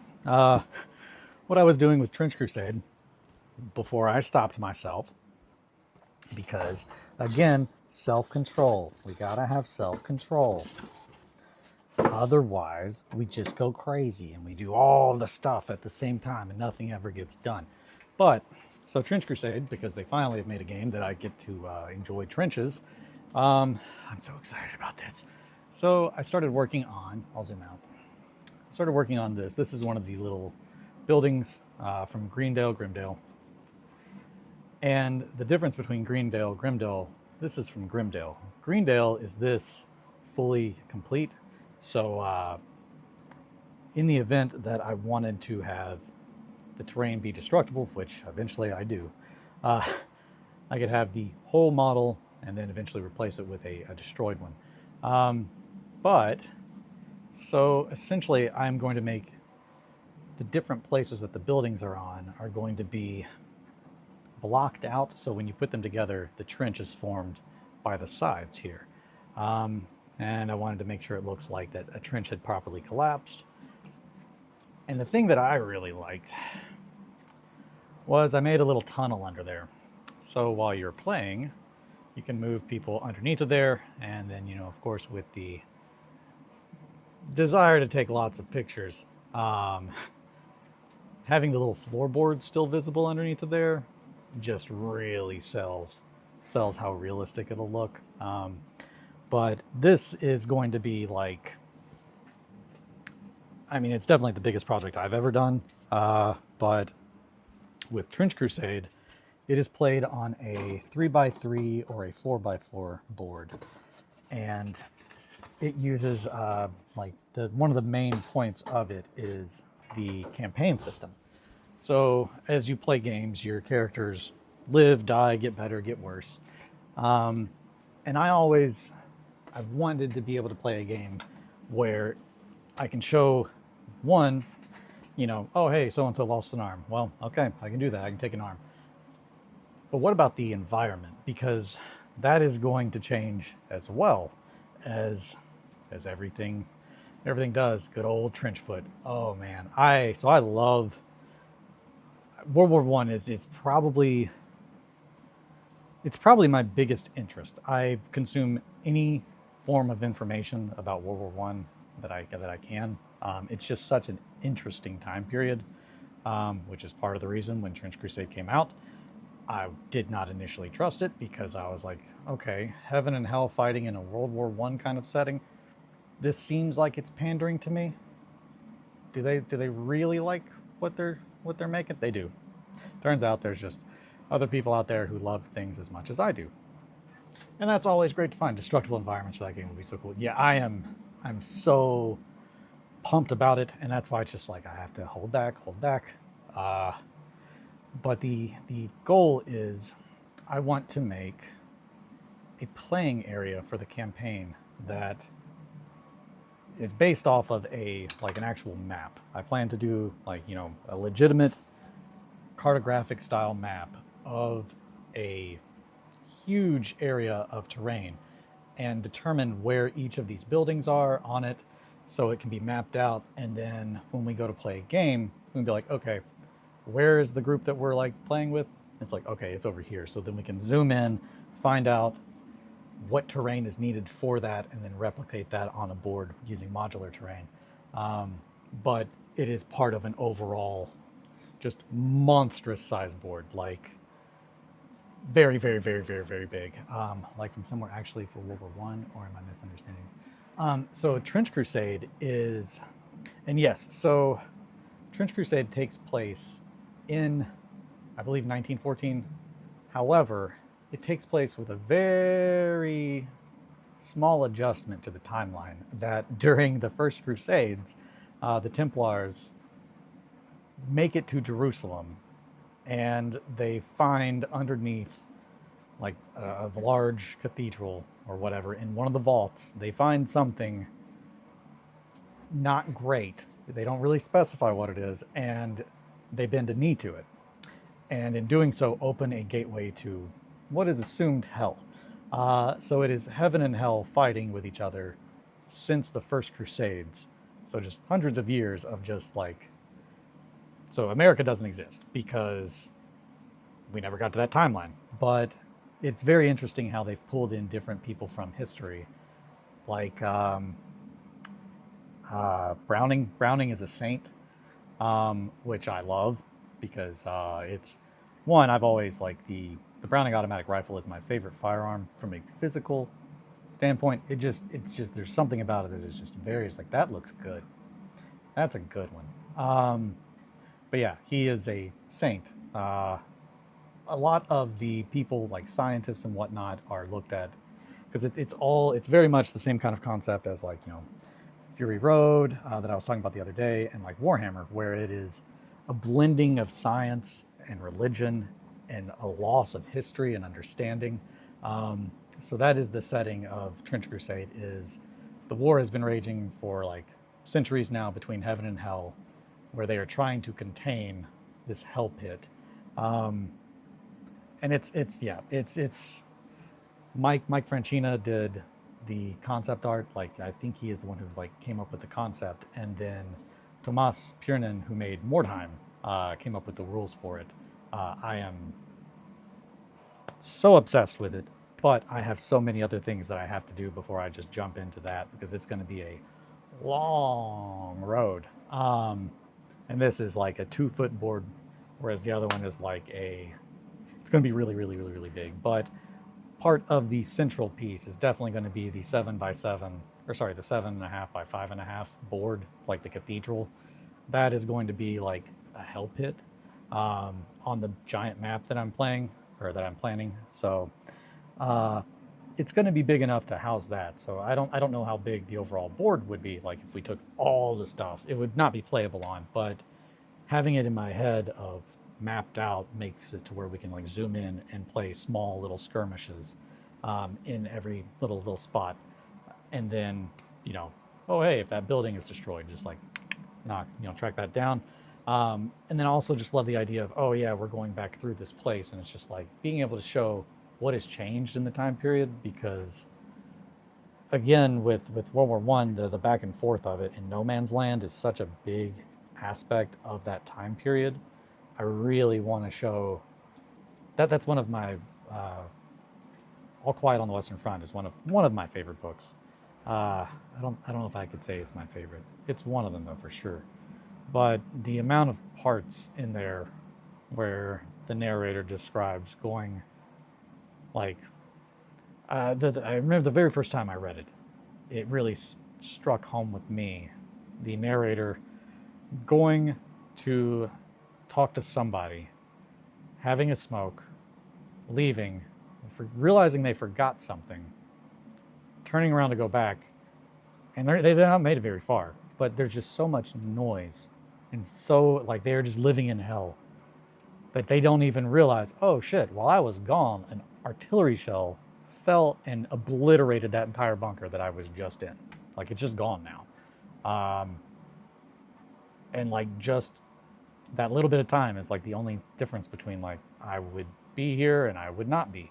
It's just I don't know. World War One is just so utterly horrifying, and it's like sheer level of madness that our species hit that I can't help but be fascinated by it. And so much of that is also just the knowledge that through that we moved forward on a technological level an insane amount. Like, you know, I often say the whole, oh, we rode in on horses and we left in tanks. And it's just, that really summarizes it though. Like so much of modern medicine and so much of just things that we don't even think about now originated in that time, where at the beginning of the war, they were seriously just like almost on the same stage as like, you know, revolutionary times, where it's just like, yeah, we line up in a straight line and shoot at each other until the machine gun was invented. That changed things a lot. But yeah, the history, all of that has always just been utterly fascinating to me, just from the sheer level of just insanity and madness that we all got caught up in. And it, you know, it affects so many other like forms of media. I mean, Lord of the Rings is probably the most well-known, you know, commentary, I would say, but it clearly had a very large impact on Tolkien. But that is where "You Shall Not Pass" comes from. It was Neville, Robert Neville. It truly is the full evils and ingenuity of humanity on full display. It is that's it. It's and that's part of. I mean, that's part of why I love the idea of Trench Crusade so much. And that's when you look at all the art for it, you're like, oh my gosh, these are the bad guys. Like, oh no, those are the good guys. Like, everything is so messed up looking, because and that was part that they really wanted to show. You know, how long can you fight something before you start to look like it yourself? And that I think is very powerful, and that really kind of sums up just the horror of World War One. Also, like, even outside of like, oh, there's also a war between heaven and hell. It's just the full unhinged madness that our species is capable of, and short-sightedness. It's a tragedy on a level that I don't know anything else that really compares, for me, just because it wasn't like they're a right or wrong side. I think World War II, a lot of people get really interested in because it's very easy to tell, hey, who's the good guys, who's the bad guys. World War One, I strongly don't think that anybody was a bad guy. Even like the first battles, and there's different sides of every story. And there were, I cannot stress enough, obscenely monstrous acts committed during World War One. But again, it's everybody. Also, I can't stress enough, one of the things that I always have been utterly enamored by, which was a very key point in why the U.S. finally joined World War One, is the transatlantic cable. The transatlantic cable, as someone who worked in telecom, is one of the coolest things that has ever been thought of. Like, the idea that someone was like, hey, let's make a phone line that goes across the ocean. And like, if you look at like images of like when they did that, it's nuts. I mean, it's I would not think it would have even been possible to like pitch that idea. Just like, okay, well, you're a crazy person. We can't carry a cable across the ocean, you goofball. But they did. And they did it like in 1890 something. It's just insane to me, the amount of clearly like very creative people that did so much of the designing and stuff, and the planning and thinking, and then they essentially were put to work on how best to kill each other. And that's a tragedy that I hope we don't ever see again. So it's just nuts. But yeah, so when they cut the transatlantic cable, because that was the main reason that we did not join the war, is that America is a melting pot. Like, the two biggest demographics of immigrants at the time were on opposite sides. So it's just like, we can't pledge that we are for one side or the other. But yeah, there's a lot of things that lead into it. Yeah, that's when sailing still had like huge fatality rate without even being. Yeah, exactly. And like planes, that's even crazier. Like, there is a book that it's one of my favorites. I'm gonna have to think about what it's called. Shit. It's not The Price of Glory. There is a World War I book that it covers multiple different aspects of the war from like different characters, and one of them is Manfred von Richthofen, which most people know simply as the Red Baron, who is probably like, it's just like, yeah, that guy was made to be a pilot, like innately, because one, planes, it's just like the average lifespan of a pilot in World War I was like 2 minutes, and it wasn't from being shot down. It was from not we didn't know how to make planes. Like, it's just, we're like, oh, yep, I think we got this figured out. But the amount of like skill that he had, but he also was a quote unquote failure essentially in like cavalry, and like it's just, it's nuts reading about people in history and like how a single thing like drastically changed everything. And then it's just like the amount of dogfights that he survived, where it's just like, yeah, no, he just killed aces. Like that was the whole thing. Is like he's just like, yep, we go out and we hunt for the guys that are the best on the other side, and then he gets like shot down by a field gun, essentially like an anti-flak gun. It's just very, it's very real. It's just like, yeah, no, the greatest pilot who maybe ever lived, like, or the greatest dogfighter. And the only other like one that I think can really contend with that was one of the Luftwaffen from World War II, who has exponentially like more like, you know, KPI or KD rating. But again, it was like, yeah, we had like, you know, decades to figure out and master planes, as opposed to you're probably going to die because the plane's just going to stop working while you're in it. Same thing with Battlefield 1, who was just like, oh yeah, whenever people would complain about it not being realistic, and it was just like, I don't think you want it to be realistic, because it wouldn't be very fun if every match you started and you jump out of a plane and you die before you ever hit the ground. Or your parachute doesn't deploy because, again, we're just figuring it out. Stuff like that. It's very, very wild. But if you do like those kind of simulators, Hell Let Loose was a very fun World War II one. But once they changed the voice comms, I stopped playing it, just because that really is what sold it for me, was having to have communication from everybody to be effective, because it seriously makes it so realistic. That and directional chat or speak, I absolutely loved. I loved that. Like, they're some of the most intense moments of any video game that I've ever played were in that, hunkered down in like a little trench, talking to a guy through the comms, and then I can feel, like, because of the bass, and see an explosion off in the distance, and the guy that I'm talking to just gone. It's just like, oh, okay, guys, I don't think we have support anymore. It's just there's not any other game that I've played that like had that much of a, it was so engrossing, like, that it's just like, yeah, I feel like I am there. And I think so much of that has to do with the sound design. Yeah, I don't know. I love when people put that much thought into something. Again, I'm not a fan of war or us killing each other. I just find, I love history. I love history. I love learning. And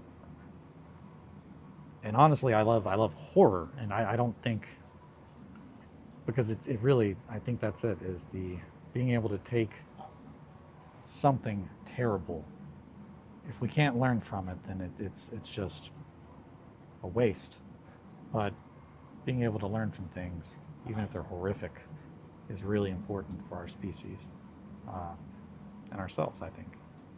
So that's my tangent today about World War One. So yeah, because those were essentially tractor engines with wings at that time, and no one really understood how altitude affects fuel or carburetors. I like the Squad for that reason. That game is so cinematic and a little more modern, but still, especially on a map like Fallujah, it's chaos. Oh, I'm sure. Yeah, that's, yeah, it's nuts. The things that it's just like, oh yeah, hey, it's we're just figuring this out. It's just like, man, what lunatic thought, well, I got a tractor engine. What if I made it fly? And it's just like, any other time, that guy's a mad scientist. But in that time, it's just like, yeah, let him cook. And that's how you end up with things like the Livens projector, which is one of the scariest things that has ever existed. Just a literal mad scientist was like, hey, you guys like flamethrowers, right? What about that, but like, if it could shoot the length of a football field, wouldn't that be rad? And everyone's like, I mean, that would suck. That'd be really scary. Why would you? What is wrong with you? But yeah, go ahead and make it.